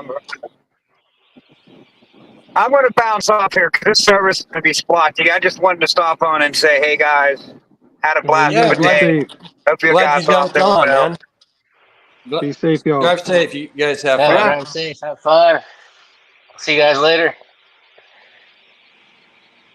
All right, see you guys later. Sammy's driving. We're good. If I was behind the wheel, I got a heavy foot. I can't help it. What up, Greg? I'll talk to you later. What up? What up, Greg? I'll see you later. It was nice seeing you, buddy. Hope the move was going well. Little by little, bro. Little by little. What's Okay, up, Greg? buddy. How you doing? What's going on, man? It's been a couple weeks, bro. It's been a couple weeks. I bet. It's I told TJ the other day. I said, you know what? We're dying in this house. I don't give a fuck. We're not doing this shit again. Fuck it. God's sakes, man. Fuck. Just one thing after another, man. I've never had any mission or operation have so many failed moving parts in it at one time. Oh, jeez. God, Sounds like it was a rough move. it was horrible, man. It was absolutely terrible. Delay after delay after delay. And then we got to do it. Then, you know, the moving crew that we had hired turned out to be a couple of jackasses, and just, man, I could go on for an hour or two. I'd forget it. God. Stressing yourself out, even thinking about it. Huh? Yeah, you know, we got delayed at first because the owner was having some mini splits put in here for us, which is nice. I mean, dude dropped 20 grand in, you know, having 4 mini splits put in the house. Right. But he had hired a guy to do it. The guy kept saying, yeah, I'll be there tomorrow. I'll be there tomorrow. Well, a week and a half, he didn't show up. So then he called another company in town that does, you know, HVAC. They're a little bit bigger company. And they're like, yeah, we'll get you in there, but we're kind of tied up elsewhere. So they came one day, or they're supposed to come last week on Thursday. They didn't show up Thursday, and the owner called me and said, like, hey, man, I don't want to get these guys in there on Friday on you and then leave your house all screwed up all weekend because it's going to take them a couple days. He said, so I'm going to bring them in there Monday first thing. So I was like, okay, fine.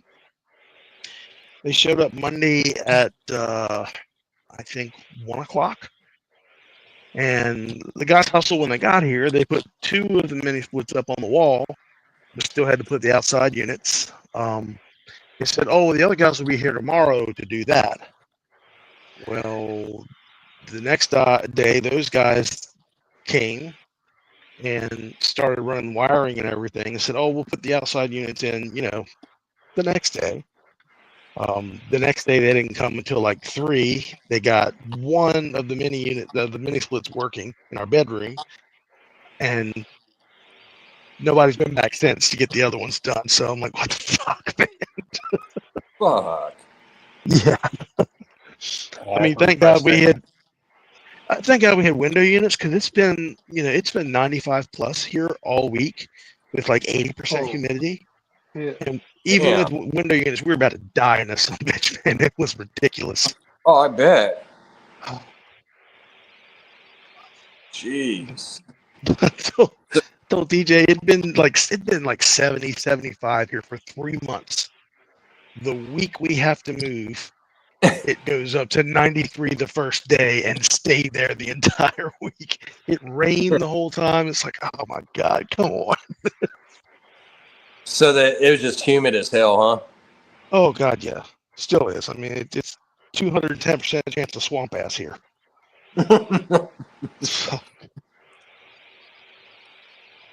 the moving guys, we had an IKEA shelf unit that we had converted to use as a temporary rack, and we weren't planning on bringing that with us on the move. We're just gonna get rid of it, you know, when we moved. And I built was building another rack that I was going to use for, you know, just a miniature hassling rack to put on the one we have, just to make a little more space for those animals that were in that one. And I was like, but I'm building out of wood. What do I use to seal the wood with? It's like, well, and I had a guy suggest dry lock. I was like, oh, okay, cool. We put dry lock on there, put a couple coats on, should be good. I didn't realize, and he didn't tell me, that dry lock has sand worked into it, so it's like for, you know, giving traction on floors and shit. Right. And after the first coat, I was like, well, you know, I can scrape that off and should be still okay. Mm-mm. When that shit cured, it cured with the strength of Jesus. It's not going anywhere. So, but what worried me is it wasn't so much for the bottom, but on the top, the snakes would be up there on the top, rubbing their heads against the top of that, and I'm gonna be taking a bunch of bald shit snakes to show. I'm like, yeah, I'm not having that. So, Right. So had to drop back and punt. So we ended up having the movers bring the IKEA rack up, and it was big and heavy.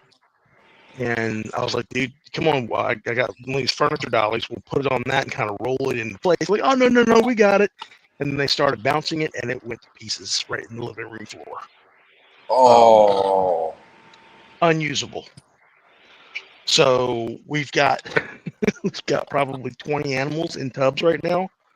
I'm probably gonna make a run to Home Depot, hopefully tomorrow, to get pick up get some the whatever I melamine need. or something. Or Yeah, well, the way that I want to build melamine is not going to be suitable because the melamine is going to sag. Like I want to build it. We've got 2 PVC racks already that John built us, and I want to be able to put them on top of this one and kind of make it like a low shelf underneath. So I'm going to have to do it out of plywood, and I'm just going to have to paint it and just keep an eye on it for mold and stuff like that. Just make sure we wipe it down real good and treat it real good when we use it, because obviously the dry lock isn't going to work. But Man. yeah, Just shitty luck. yeah. I mean, it's just tough because everything is, we're I can't show you this room here right now, but I mean, it's boxes everywhere. My computer's still in a box. As a matter of fact, I was going to try to throw my computer together to jump on here today with you. Yeah, that's not happening. I'm missing a box somewhere. So, Hey, don't feel bad, Greg. I've been here 2.5 years, and I still got to go out in my garage and figure shit out. I've got boxes, don't know what's what, and it's a mess. Yeah. Well, and at the other house, we had our rat operation was pretty much in the basement of the house. And it stayed pretty cool there, and had good ventilation there, so it worked well. Well, this house has an attached garage, and I have my I have a 10 by 20 like Amish shed that I use for my woodworking shop. I'm not doing much woodworking these days, so I told TJ we'll just convert that to put the rat operation out there. Put some good ventilation in it, insulate it, and get it going. But right now we've got everything stored in that because we were just kind of throwing shit off the trailer into that when we were making our last few runs. So we got to sort through all that, and we put the rats for the time being in the attached garage. And with the heat this week, it has been getting 110, 120 degrees in there. It's like, holy shit, we're going to lose all these rats if we keep this up. So, Right. We're throwing fans everywhere and just trying to give them all the ventilation we can give them. So far, we've been pretty lucky and we've been pretty fortunate. So Nice. we'll see how it goes. But yeah. And the rats are in tubs right now, Greg? Yeah, so I had built a couple of racks. We use we're currently using the like the table bussing tubs. Like we get them from a place called Restaurant Depot, or you can get them from restaurant supply stores because they're a little bit deeper. But yeah, like the Cambro tubs or whatever, right? Yeah, but because where we had them in the basement, using the cement tubs would just be a little bit big and bulky. Now, when we move it into my shed, that's what's going in there. We're going to use the concrete tubs to put them. I'd really, honestly love to do like some VE tubs or something like that, but we just can't drop the money right now. After this move, I mean, we've dropped easily $5,500 in the last 4 weeks. So we've pretty much wiped our savings out right now. We're just kind of living paycheck to paycheck and hoping for the best for a couple of weeks. But yeah.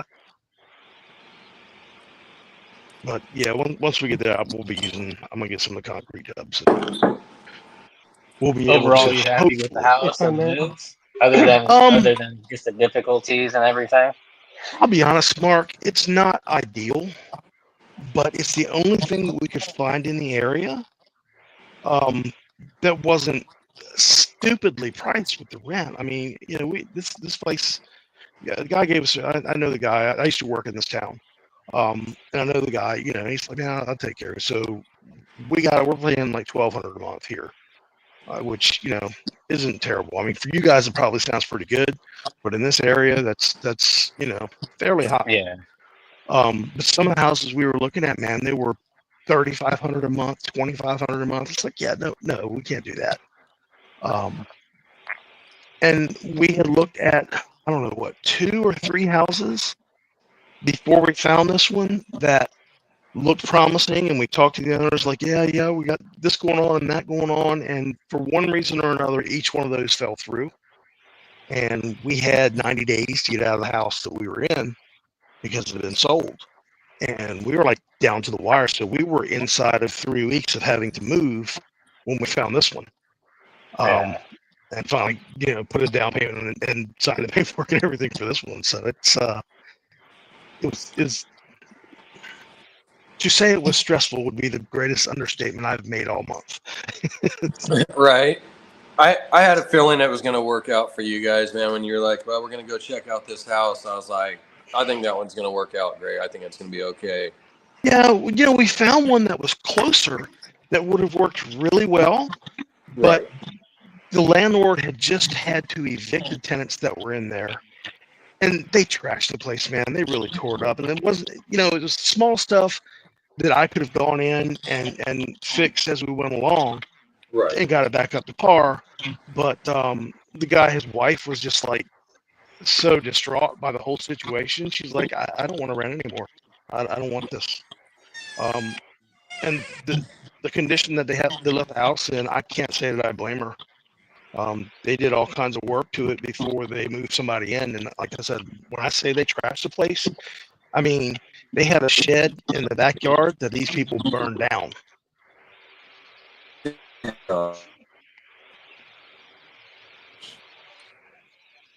Straight trashy people. Yeah, straight shitheads, honestly. Just in the, that's wrong, man. Renting these days, unfortunately, that's what you end up with sometimes. Yep. So that's true. It's sad a lot of people just don't care, man, for like they have no manners or like respect, man. Like, how do you sit here and trash people's shit like that? I don't get it. The same thing with this place. I mean, that's why the owner was like, kind of held us off a little bit because he wanted to get some work done in here real quick and get it, cleaned up and get it up to par before we came in, because they pretty much did the same thing here. And he's got another place that's like right around the corner that he really wants to get us into. It's got another bedroom. So it's a bigger house than this one, but it doesn't have the attached garage. And honestly, right now, I think the garage is going to be better for us given the situation. But that house, he's got a tenant in there right now who was supposed to be out last month but is dragging his feet. But the previous tenant that he had, they had a fire in the house and he lost the house. It was pretty much gutted and he had to completely rebuild it. So it's, one horror story after another. Mm-hmm. Damn. Yeah. Yeah, definitely. Yeah, anybody who thinks they're going to go into the real estate game and rentals and make good money on rentals, not today. 10, 20 years ago, maybe. Today, not happening. Yeah, I've always wanted to sit there and rent out houses and everything, but at the same time I didn't, because I know how tenants can be. It's like, it would be nice to sit there and make money on a home, have somebody just paying every month on your home, right? Basically paying it off for you, but you got to pay for all the damage. Yeah, if you can find a good tenant that's going to take care of your property, like they should. Nobody's going to take care of it like it's theirs. No one's going to take care of it like you. As long as they do their due diligence and let you know when something's wrong, Mhm. then you can stay on top of it, and you stand a chance to come out on top. But if you got somebody who's punching holes in the walls and just, you get it solid full of cockroaches or something like that, it just. Exactly. Yeah, you got to go through like those property management companies, and That, and even that doesn't. Even that's no guarantee though. No, because Yeah. like my house, so we had a yard guy that would come out and do our yard, and we pay $2,500 every month. And I told him, I was like, okay, I'm doing the backyard. I'll handle that part. I don't want you back there. I have my dog and all that shit. I put a lock on there, so just do the front. I'll take care of the back. The front is like 20% of the work. The backyard's like the other 80%. So it looks good right now, but this was all dead fucking just a couple weeks ago. The guy, he would come like every 2 weeks to mow the yard. He was getting paid every week. He started going every 2 weeks, 3, then 4. Then he worked himself up to 6 and 8 weeks. And then this guy started hitting like 2.5, 3 months not showing up. So it was all long and shitty fucking, it was starting to die. Well, I went and fucking got this all fucking just 2 weeks ago. I got this knocked down. It was over 2 feet long. Got it knocked down, watered where the water wasn't hitting it because the fucking weeds and grass was so damn tall, So I fucking got everything done, and as you could see, it's all nice and green and shit where it was all dead. And we go through a rental. This is the first time we've always went straight to dealing with the owner. This is the first time we dealt with the rental company. And we've told them like, hey, fucking Amigo's not fucking taking care of this shit, fucking. So they called her fucking, and her husband's a doctor. They moved to LA, I guess, for his job or whatever. So they're renting that house and they own this one, renting out to us. But the fucking rental company told them like, hey, the guy's not doing his job and shit. And they're like, oh, we don't really want to hear it. And so I let this shit go for like a long time, man. We've been here for 2.5 years, and finally we fucking said something again and sent them pictures and shit, and they're like, well, you could either keep mowing it or don't, but she's not going to hire anybody to do it or reimburse you. And I'm like, that's fucking bullshit. This is in the contract. Like, you can't just go rearranging the shit. And again, this is a property management that we're dealing with. So it's always not the best like you would think, but you still have those issues with it. And so I tripped, man. I've been doing it every Friday, and I came out yesterday to smoke a cigarette, and I was going to mow the grass, and fucking it got cut yesterday. And I'm like, dude, somebody came by and mowed it, but I don't know who did it. Like, if fucking the pendejo that once did it, because she said that his number got disconnected, if he came by to tell him, you're not welcome anymore, just give her a call. And so it got mowed. So I don't know if he came by and did it, or fucking she hired somebody, but they just didn't have that good communication to say anything, and fucking somebody's mowing it now. But he waited for you to cut it first. Yeah. And then he came and edged it. Fucking the only reason I didn't edge the grass is because I didn't measure it right. Fucking, and so I got to go drain my weed eater and redo my 2-cycle mix. But yeah, he didn't blow it. He mowed the grass, he weed eated, and fucking I seen grass all over. Fucking, so he does a shitty job. If it's a different guy or if it's the same guy, he sucked too. He fucking, dude, he would have this lawn mowed in 3 minutes. Fucking. And like he wouldn't fucking, we had weeds growing out there, he wouldn't spray. Fucking you could see how choppy it was because he just ran through the yard, so it was just all chopped up and shitty looking. Like, dude, I used to mow the yard with my dad. My dad did construction, hung drywall, and fucking, but he had a side business of doing yards. And so from when I was 13, from the time I was 13 years old to 18, I fucking had to mow yards every week with my dad. I would go on Saturdays, fucking all day mowing. Sometimes during the weekday after school, we would go fucking do the grass. And I didn't get paid, and I had to do that shit right. So I expect that motherfucker to be doing the same, like. Yeah. Yeah, like I said, it just going back to what you said. Even if with rental companies, property management, they still just kind of run shitty. And this is a nice house, man. It's a 2-story home. Yeah. Yeah, they just I don't know, the lack of give a fuck that you run into these days, with property is amazing. It is. I could never treat someone else's house like that. I couldn't What's up, Brandon? do it. What's going on, Brandon? Hope all is well. Thanks for coming out.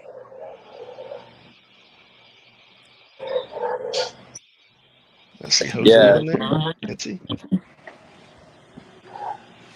Yeah, you would think that's the sad thing, man. It's like you got to find the right renter, and even with the right, if you're going to rent a home, you got to find that right owner and stuff that gives a shit. Like this one, they put in the contract that we're responsible for all the shit in here. If the microwave or their washer goes out, like we didn't even want your damn washer. We fucking had our own, but you're saying we have to use ours or yours.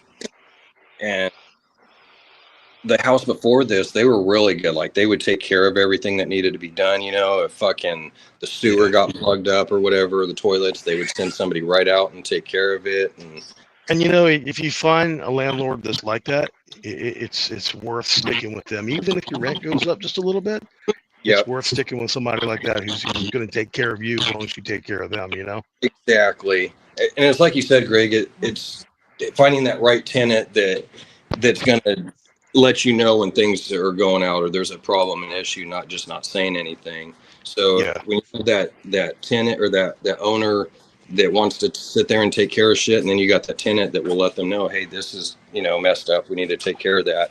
The AC, hey, you should have that AC maintained every year. There should be a maintenance person, a person that comes out and takes care of it, cleans it all up, gets all the hair and whatever else they got to do. I'm the kind of guy, if I can do it, I don't mind doing it. I'm living in the house. It's just taking care of where I live, as far as I'm concerned. But you gotta have some support with it there, Exactly.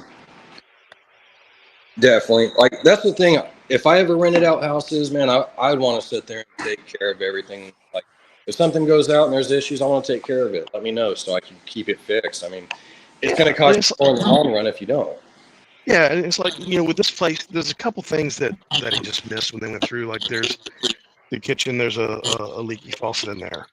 So I'm going to replace it. All I ask is that you pay for the faucet. I'll put it in. I'm not worried about it. Just reimburse me for the faucet or knock it off next month's rent or whatever. I'm cool with it. Exactly. Like they used to do years ago. Yeah. Yep. I mean, that's how our landlord that we had before was. I mean, she was great about it. I mean, anything needed to be done around there. She's like, I appreciate you letting me know. Do it and let me know what I owe you. Yeah. And I mean, she was an older woman too. She was 90 plus years old. And it's easy for someone like that to be taken for a ride, but that wasn't what I was doing with her. Most of the time I just had her pay for whatever parts we used and move on. Right. Like you said, shit, I'll install it myself if I could do it. If it's something I can take care of. Well, and I mean, I worked. Oh, go ahead, man. I'm sorry. I was just gonna say, back in the day, I mean, we had the honor system. You know what I mean? So everyone went off of that honor system, and no one's there to try to rip anybody off. It's just, hey, there's something that needs to be replaced. If you can't get to it, I will, but just knock it off of what I owe you later down the road. And it was always cool back in the day, but nowadays I've noticed a lot of people say, yeah, it's not like that no more. Well, yeah, it used to be, you scratch my back, I'll scratch yours. And these days, it's you scratch my back and I'll walk away. Right. Thanks for the back scratch. Yeah, I mean, it's just, it's society as a whole, people just don't look out for each other the way they used to. No, they don't. Times have changed a lot, that's for sure. Yeah. Seems like it's hard to find that good person, man, that, people that are just kind-hearted and shit, They're still out there. I mean, they are. You still find them, but they're harder to find than they've ever been in my life, Yeah, fewer and far between now.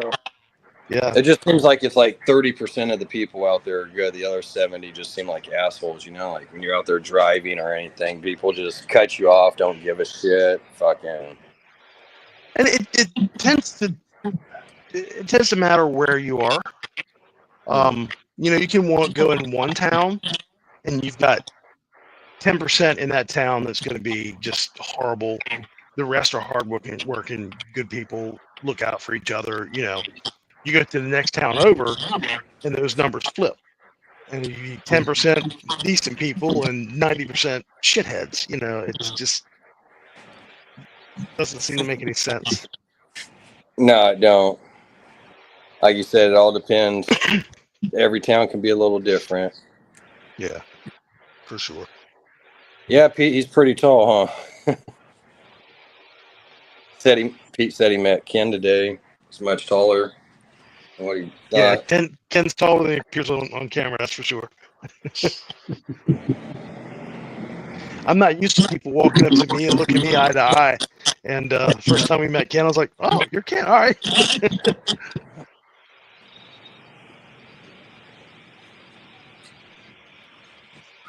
What are you, 6'3"? 6'2". 6'2"? Yeah.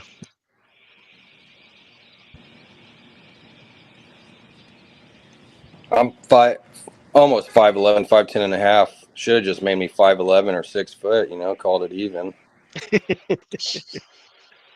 I'll be honest, I'm probably a little shorter than 6'2" these days with everything I've had. I'm feeling a little compressed. Yeah. Yeah, it was crazy. Because my dad's the same height as me, or was, and then like I was standing next to him the other day looking, and I'm like, yeah, he's not quite as tall as what he once was. I got a little more height now. Yeah, my son thinks he's funny. He's 21 now, and he'll try to come over and edge up over top of me a little bit, and he usually gets bag tagged and reminded of, you know, old gray hair means treachery. Yep. That means wisdom.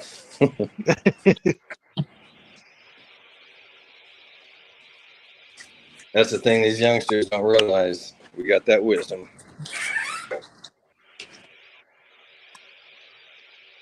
I don't know how much of that I gained, to be honest. Some days I feel like I've missed out on a lot of that. They don't feel bad, Gray. It happens to all of us. No doubt. There's some days I just wake up and I don't feel it, man. It's like happened a couple days ago. There was like 2 days in a row too that happened. I woke up and I just feeling it, not get going the whole day. Like the next day it was the same shit. I'm like, I know it's gonna get better, but it needs to hurry up. Dude, since I've gotten sick with this shit I've got going on, man, it's like, you know, there's days when you're just physically tired and you're just exhausted, and then there's days that it just feels like your soul is tired and you just can't deal with life at that point. And those, I'm telling you, this past couple of weeks, I've had a couple of those days.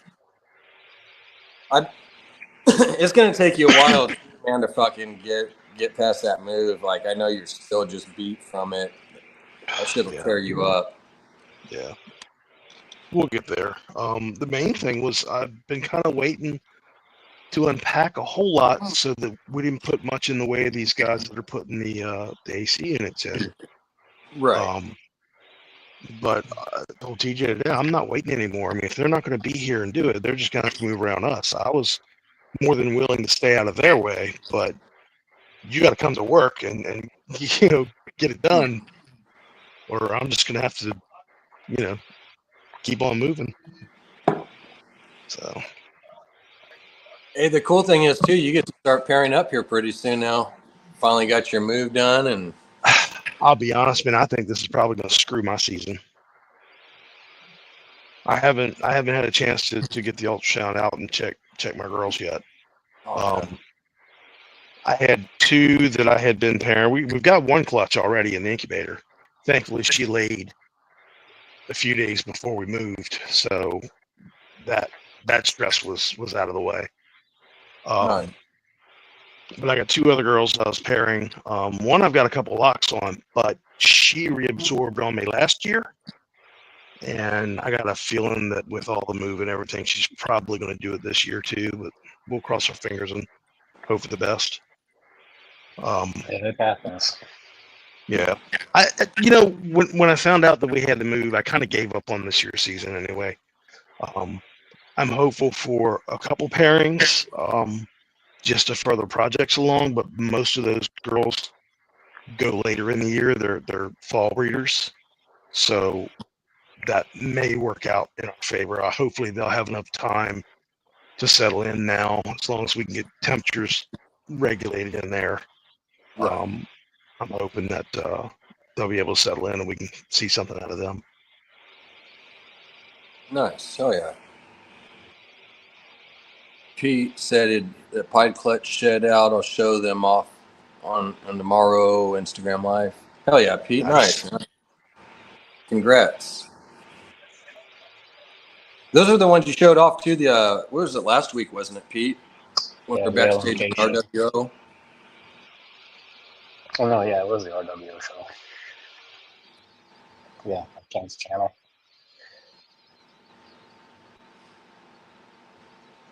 Yeah, hopefully I'll get some pairings going here pretty soon, man. I can't wait. I got a couple females that are already ready to go, but a couple more I'm waiting on to get to size. They're right there. So as soon as September, October pops around, I'm going to start pairing them up. September will be a little early. It won't be raining and shit, but I'll probably go ahead and start it around that time, getting them going. Do you cycle temps for your girls? So I did do it. I'm thinking about maybe not doing it this next time around, but the first couple years I was doing that. Mm-hmm. I haven't for the balls yet. We kind of leave them fairly steady, but our girls, we've got girls that are going pretty much year round now.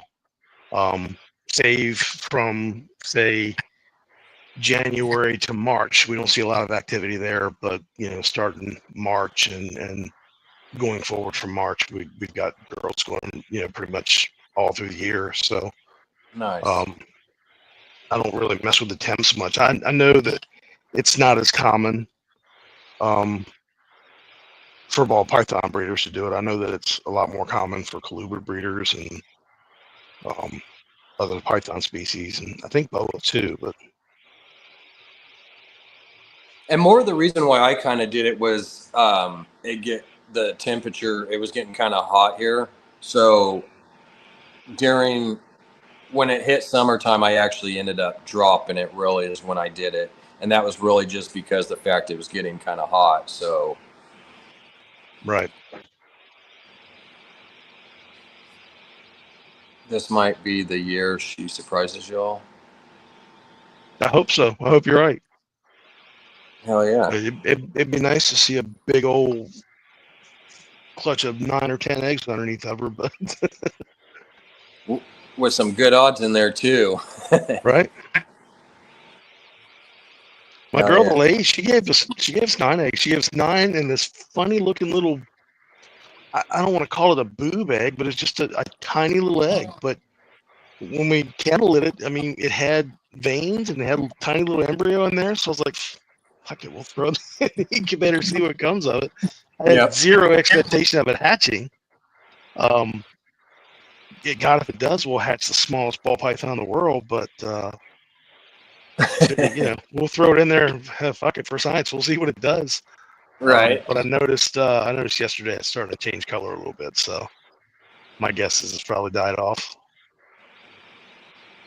Yeah, in fact, I got one I got to go throw out too. I noticed about a week ago it was going bad. That was the one I had the red stripe. Was it? No, sorry, it wasn't my red stripe. That was my super inchy Mojave. So something else. Okay. Super inchy Mojave. All right. But yeah, I had 6 eggs. 3 were slugs. but the 3 I had didn't have veins, so I went ahead and put them in the incubator anyways, but 2 went bad, and that one was good, but then I noticed a week ago it was bad, so I need to go dump Yeah. it out. I know that thing's stinking. Excuse me 1 second. Yeah. Yeah, I think I lost maybe one more in my clutch. I just kind of separated it from, the other eggs, and we'll see what happens. I'll probably leave it in there, and I've got only like another week to go, so.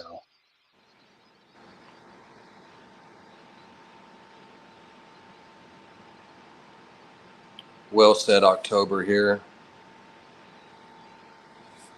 Hell yeah, Will.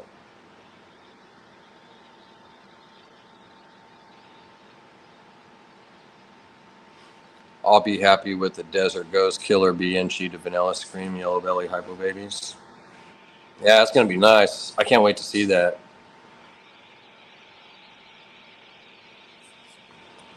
Is there Desert Ghost in both the Mom and Dad, Will, or just in the one?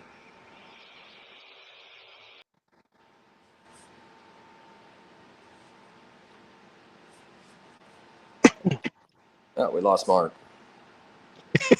Everybody's falling off. Yeah. That's all right. We'll go ahead and end it here in a minute anyways. Yeah, I'm glad you got that move done, though. Everything's going good, Me great. too, man. Get it out of the way. We finally got everything out of the old house, and had some guys go by there. A lot of we left so much stuff there that just you accumulate so much shit over the years, and hell, we've been in the house 10 years, and there was just so much shit there that we didn't need to take. So we kind of put it all in a pile and hired some guys to come by and just haul that off to the landfill or wherever for us. So nice. Oh, yeah. and they finally got over there this week and got that out of there. So we're done there. I got to go down probably tomorrow, and I got to get my zero turn and bring that up here. First, I've got to dig a place out in the garage to put it. But Right. God knows. Yeah, we did the same shit, man. When we moved before this house, like I said, we moved here 2.5 years ago. We lived at the other one for almost 10 years. And fucking, there was just so much shit. Like, there was things that I wanted to bring that I could have really used, but we had so much shit that we just left, put it in a big pile, and then just had somebody come pick it up and take it to the landfill. Like, it's just I feel bad because TJ's been coming home, and she's been trying to unpack the kitchen and all. And I have honestly just been a lazy ass these last couple of days, and I'm like, I'm not doing shit, and I just need a little time to recuperate. So right. I gotta get off my ass tomorrow and start doing some stuff and helping her out and moving forward. So like I said, we were just waiting to get the work done in here and then be able to spread out, as it were. Yeah, for sure.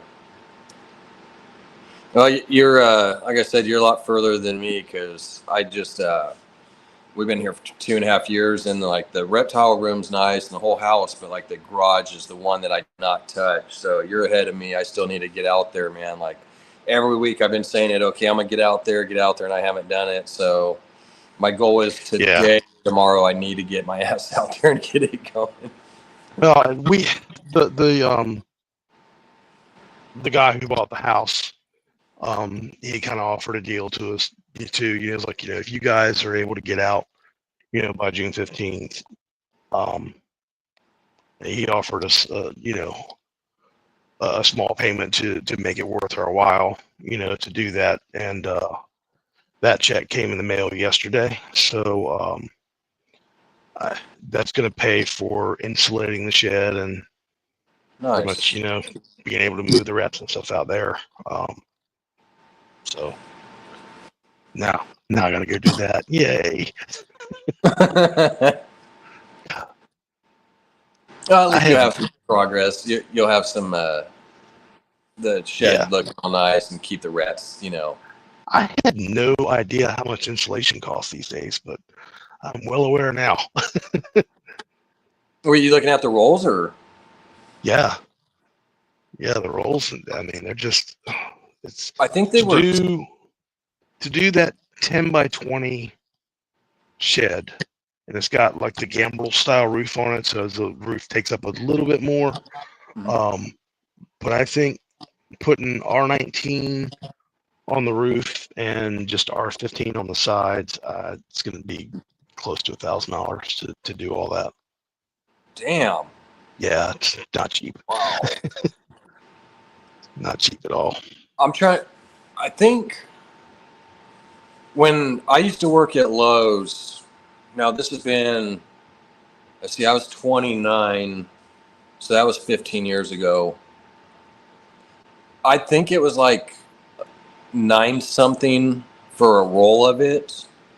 I think it was like right under $10, like right around 10. Yeah, and now it's like between 30 and 40. Gosh. Yeah. Shit That's is not cheap, bro. Wild.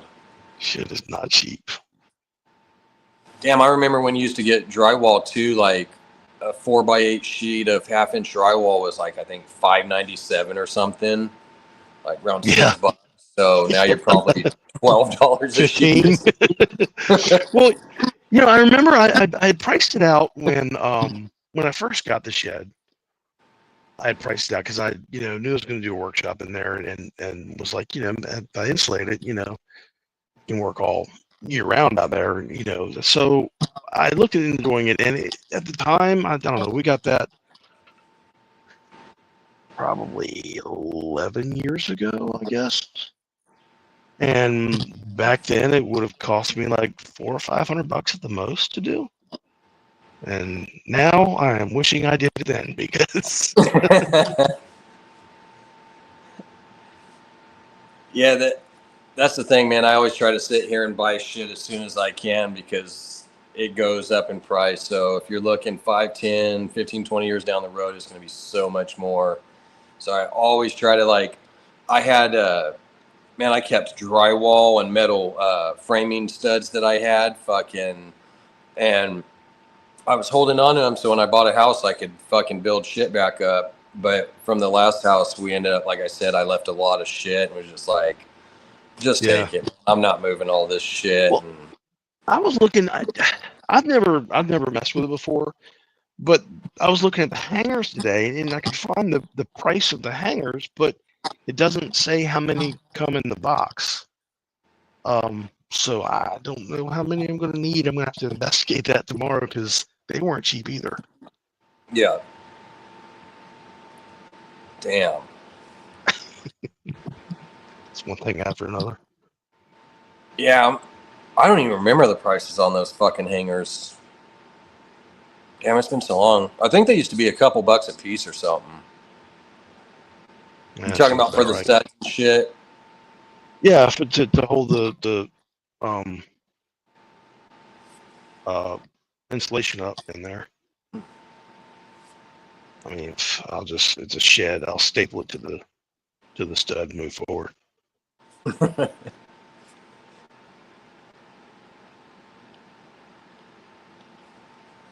What do you got going on today, Greg? Absolutely nothing. I intend to keep it that way. Yes. You're the same thing you've been doing, huh? I think the most labor-intensive thing that I'm going to do today is throw a couple burritos in the microwave for dinner. That's going to be about it. Oh, actually, you know what? Will just reminded me, cleaning tubs and feedings. I'm gonna be doing the same shit, Will. I'm behind a few days on my cleaning. I'm actually like 4 days behind, so I've got to get out there and get my rats all cleaned up. I got to feed some snakes. I need to get some gas and do my backyard mow it. That'll probably be about it, all I'm going to do today. I'm going to take it easy for the most part. Yeah, tomorrow, I still got a couple racks that we just kind of threw the animals in with paper towels. Didn't get substrate in there for them, so I'll probably soak some substrate tonight so that I can do that tomorrow. Oh yeah, knock those out because those 2 big 7 stacks that we have, I got to do those still. So, But I was waiting because I'm probably going to move those in this room, which I'm commandeering as my man cave. Yep. Hell yeah. So That'd be awesome. In fact, I need to We'll go get see. some mealworms too. Get some mealworms to feed those rats. I'm good on shaving, so luckily I don't need to pick any of that shit up. I got cocoa. I've got, for the snakes, I got the shavings for the rats, and then I got pine pellets also for the rats. So yeah, we just before we had to move, they had a show in Virginia Beach, so I went and grabbed 15 blocks of cocoa because I knew that when we moved, we were just going to dump everything out and start everybody fresh. So that stock gave up us on enough to, that. yeah. I mean, Hell yeah. usually if we do a complete change around here, it takes us about 10 to 12 blocks. And I'd like to keep some on hand because, sometimes spot cleaning just doesn't get it done. Right. Exactly. But this time of year for the girls, I don't do much more than spot checking because I breed them dirty. And I don't, like for a month or two before it's time to breed, I don't swap their stuff out. Right. And I wait until they lay. And then when they lay, we'll pull the eggs and give them a fresh tub and go from there. Because I've had, knock on wood, I've had really good luck doing it that way. So and they just make a mess in there anyways when they're breeding. So it's like, oh man, God, I wasn't prepared for that. First time we did that, and you look in there, you see the amount of urate that they smeared all over the place. Yep. Oh my God. Yeah, you drop a male in there, first thing he's doing is going through their tail wagging too. Yep. Yeah, I was tripping on that the first time I seen that tail wagging. I was like, what the fuck is going on? Oh, okay, I see. Have you ever seen corn snakes, mate? Nuh-uh. So I paired two of my corn snakes last season, or tried to pair, and that was one of the most interesting things I think I've ever seen. So the male will get up on top of the female, and then they'll both start doing this twitch thing together. And that goes on for hours. Damn. They wanted that. It was crazy. Never could get them to really lock. So I held off on that and figure I'll maybe try that again next year. Yeah. I'm not about trying to create a bunch of snakes I can't get rid of right now. So Right. More mouths to feed and all that crap. yeah, I mean with colubrids you got to be careful because they'll end up double clutching on you and you'll end up with a lot more animals than you bargained for. Mm-hmm. I mean those two animals. I mean they were sun-kissed Okeetees, both of them. So I could probably get rid of them pretty quickly. Right. Nice. To pet stores and stuff, but yeah, it's just got my hands full of the balls right now. Yeah, me too, man. I got so much going. I need to bump up my rat production too. Fucking still need to get that. That's definitely gonna be a song for this year is because now that we're shifting into that shed, we should be able to double, if not triple, our rack space for the rats. Nice. So I'm hoping to finally get to the point where we are self-sustaining on our rat production and hopefully have a few extras to sell as well. But we'll see how that goes. Oh yeah. Will said he just got a corn snake for his daughter. Yeah. Gotta watch them, man. They're escape artists. Yeah, they are. I had one that was so I had a corn snake when I was a kid, and that sucker, man, he got out all the time. Fucking, I'd find him in the damn closet under clothes, and like, damn. Corn snakes and king snakes, man. I got the what are they? Exoterra. What are they? I think they're 24 by 18 by 12s, I think is what they are. And that's what I got for the corn snakes that I got. And they come with the styrofoam back in them, it's all painted up. Looks really nice, it's good looking setup. Well, I started them off, and originally I had just gone with aspen bedding in there for them. I've since switched over to bioactive, but I go in there, and 2 times snake was gone. Couldn't find it anywhere. And was looking around, and finally I went to pull the because I built a little shelf that they're on, and kind of pulled it away from the wall to look to see if there was anything, any of the cracks or anything behind. And then I look at the back of the enclosure, and there's a snake pressed between that styrofoam backing and the glass in the back. He'd gone up in there and got himself. He was happy as he could be, just curled up right in there. Like, you've got to be kidding me. So then I had to go in there, with foam and silicone and try to fill in everywhere that snake could possibly go where I didn't want him to go in that enclosure. That was fun. Jeez. Yeah, it sounds like a lot to go through. If you get a corn snake, a milk snake, or a king snake, I would say definitely go through and look for any crack or crevice. If you think it's too small, it's not.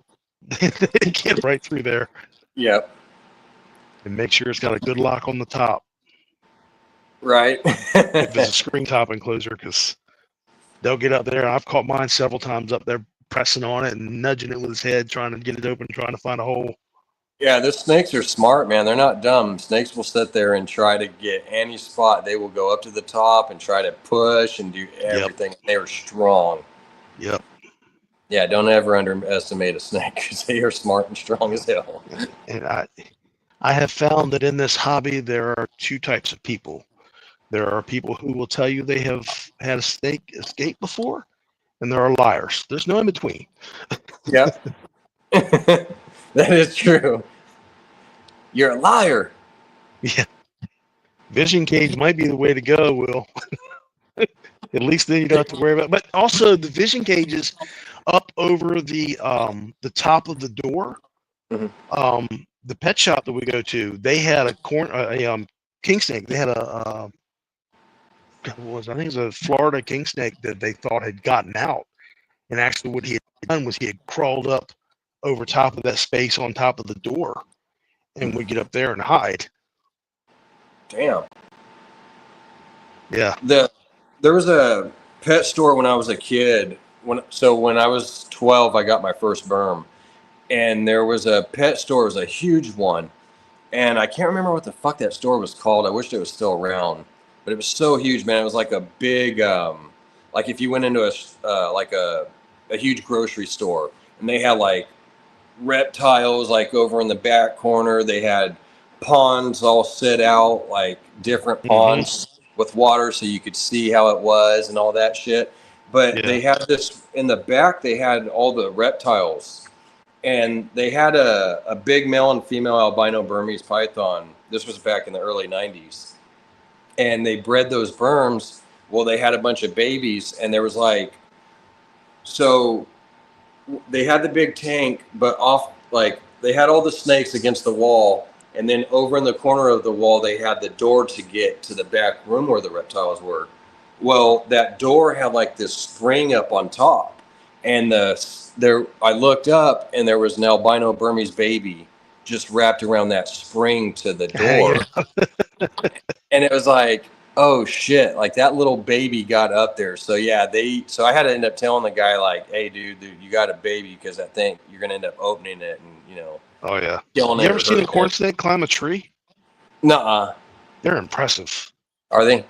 They can shimmy up a tree and fast. I watched one day go up an oak tree, and I couldn't believe how fast it got up. I mean, that thing was from ground level to 50 up in that tree in 2 minutes. He was moving.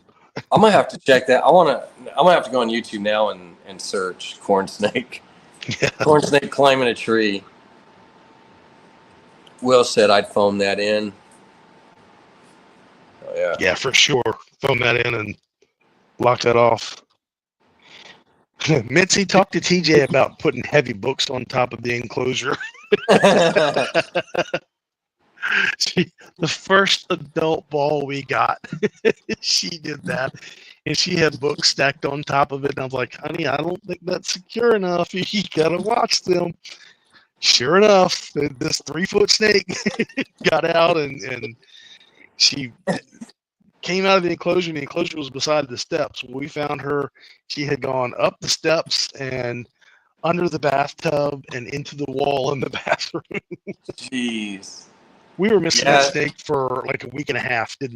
Just we were doing everything, putting flour out, across doorways and down around any kind of hole just to see if we could see some kind of trail of where she was going. Yeah. Finally, we got her out of there, but that was a mess. Wow. Like a tornado went through, huh? Yeah, I've done a couple of the books myself and things as a kid, and I learned that real quick. Like, you better put a heavy weight on there or something. That thing better weigh like over 10 pounds. Now they make those little metal clamps that you can put on top of the glass aquariums or whatever that will lock a top on there. Highly recommended. They're like $5 for a set of them. Yeah, get those and keep those on hand. Exactly. And that's really the best way. Just get those, like you said, those little clamps to go right over it because it's not going to open it. Yeah. Because they're stronger than you think they are. Just like the little corn snakes. I mean, they're that big around, and you think, how strong can that snake be? Well, believe it. They're pretty damn strong. Yeah. They're stronger than we would be if we were that size. It's pure muscle. Yeah.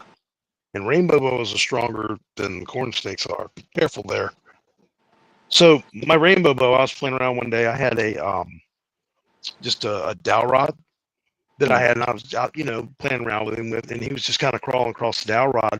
Well, I had him in my hand for a second. I held the dowel rod straight up, and just he went up my hand and went up my wrist and wrapped himself around that dowel rod and climbed it 3 feet vertical without any help. He would wrap himself around, he'd slither up, get another loop, and wrap himself up and pull up. It was amazing to watch him do that.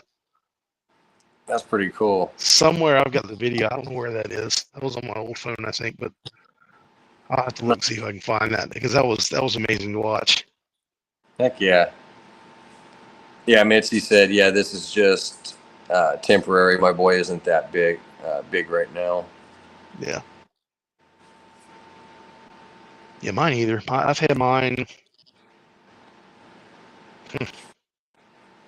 close to 3 years now. He's just now starting to get some girth to him.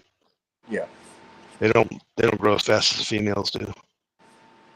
Takes them a little bit longer. Yeah. Heck yeah. I'm gonna try to see if I can pick up an adult female this year somewhere. Get some breedings going. Yeah, I want to get some of those, and I'd like to do carpets. I've got 1 female and 2 males. I'd like to pick up another female this year. I'm gonna be a little more picky this year with the one I want one that's a little more banded and a little brighter than most. Got a breeder in mind. I'm gonna reach out to him and see what he's got coming off this year. Nice. Hey, Bernardo, thanks for coming out. That's awesome. From Italy, huh?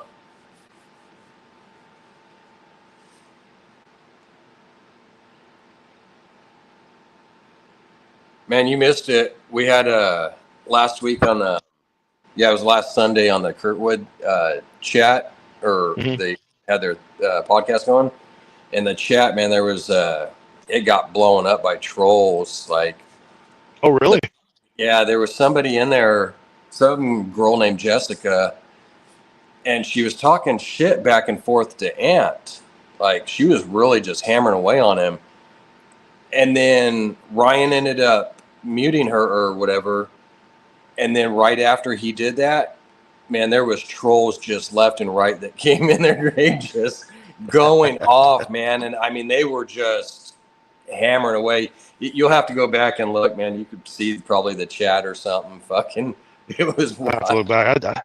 I missed a lot of shows the past couple of weeks, man, because I've just been dog tired by the time we got settled. I just, dude, it's one of those things where you sit back in the chair and you're out cold. Yeah. It does. It puts a beating on you, man. It's like you don't want to do shit. Like it really drains you bad. Yeah. Well, the heat takes it out of me worse than anything else does. Oh, for sure. That adds to it. Like we were just talking about that earlier. Every time we moved, it was always during summer. We never got lucky except for this house. We moved here in December, like December 15th, we started moving. Mm-hmm. So this was the only one. All the others were summertime. Like we had one that was 4th of July weekend. So like it was like the 31st of June when we started moving all the way up to like July 2nd or 3rd or something like that. Like just literally the 4th. It was, man.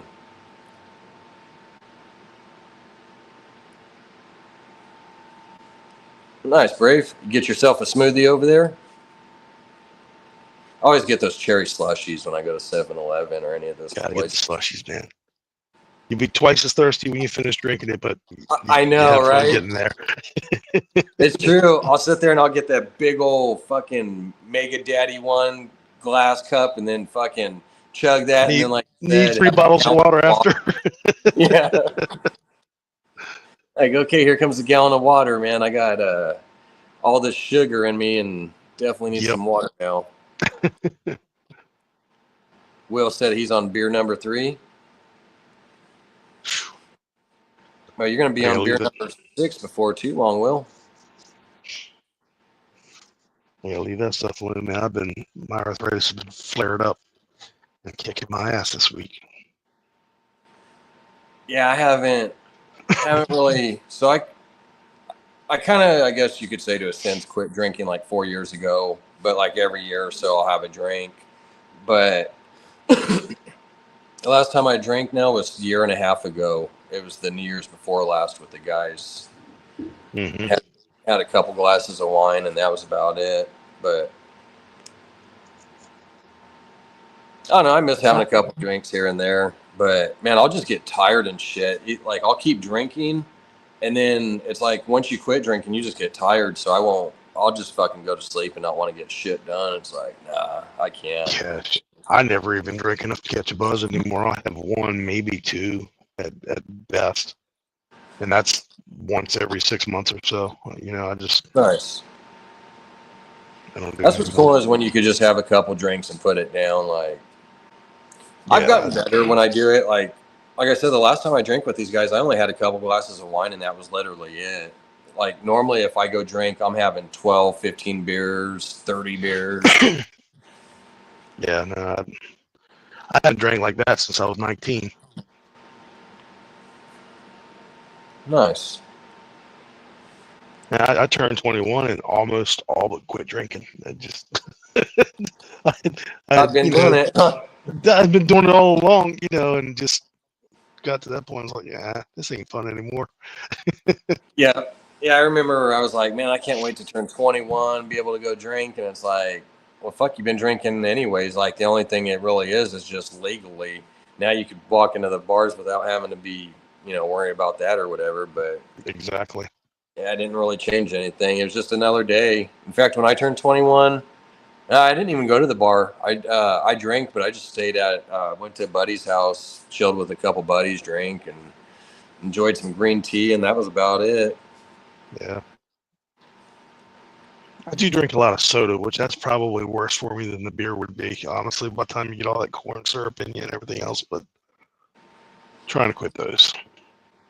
I love soda myself. I'm horrible about it. That is, everybody has their vice. That has always been my vice. A Mountain Dew is my weakness, my kryptonite. Yep. For sure. Well, I guess I'll go ahead and end this down. We've been going almost 3 hours, 2 hours and 40 minutes. Damn, time flew by, man. I didn't even realize it. Yeah, I didn't even realize the time. I was sitting here going through some boxes and looked down. I was like, oh, it's it's later than I thought. So figured I'd jump on while I could. Heck yeah. Yeah, it was good having you on, Greg. And got to really see you much the past couple weeks. Like I said, I know you were busy moving and all that good Yeah, stuff. I've been non-existent. Either I was out moving shit or I was asleep. There was no in between. For sure, Will. It was great. Great show. I'm glad you popped on too, Will and Mark. You guys were all awesome. Good having you guys all on here. Yeah, I appreciate everybody in the chat that came out. You guys all rock. You guys have a great weekend. Make sure to go check out Sipping with Serpents here in about 45 minutes. And tomorrow you got what the hell is it called? We got Kurt's show. I always want to say fuck your feelings, but that's just part of the motto in it. The Cut Up Boys. Make sure you go check out the Cut Up Boys, Ryan and Kurt tomorrow. That'll be, I believe, 7 Central. Don't quote me on that. We got the LMK show on Tuesday. And then we have the RWO show Thursday. Make sure you go out there and check that out. It's the 100th episode, so they're going to be giving away shirts. Lots of shirts. I'll be giving out a shirt, and then some of the other guys too. So plenty of merch for you guys to get. And then that should be it. So you guys all rock, and I will see you all next week. Peace out. I guess.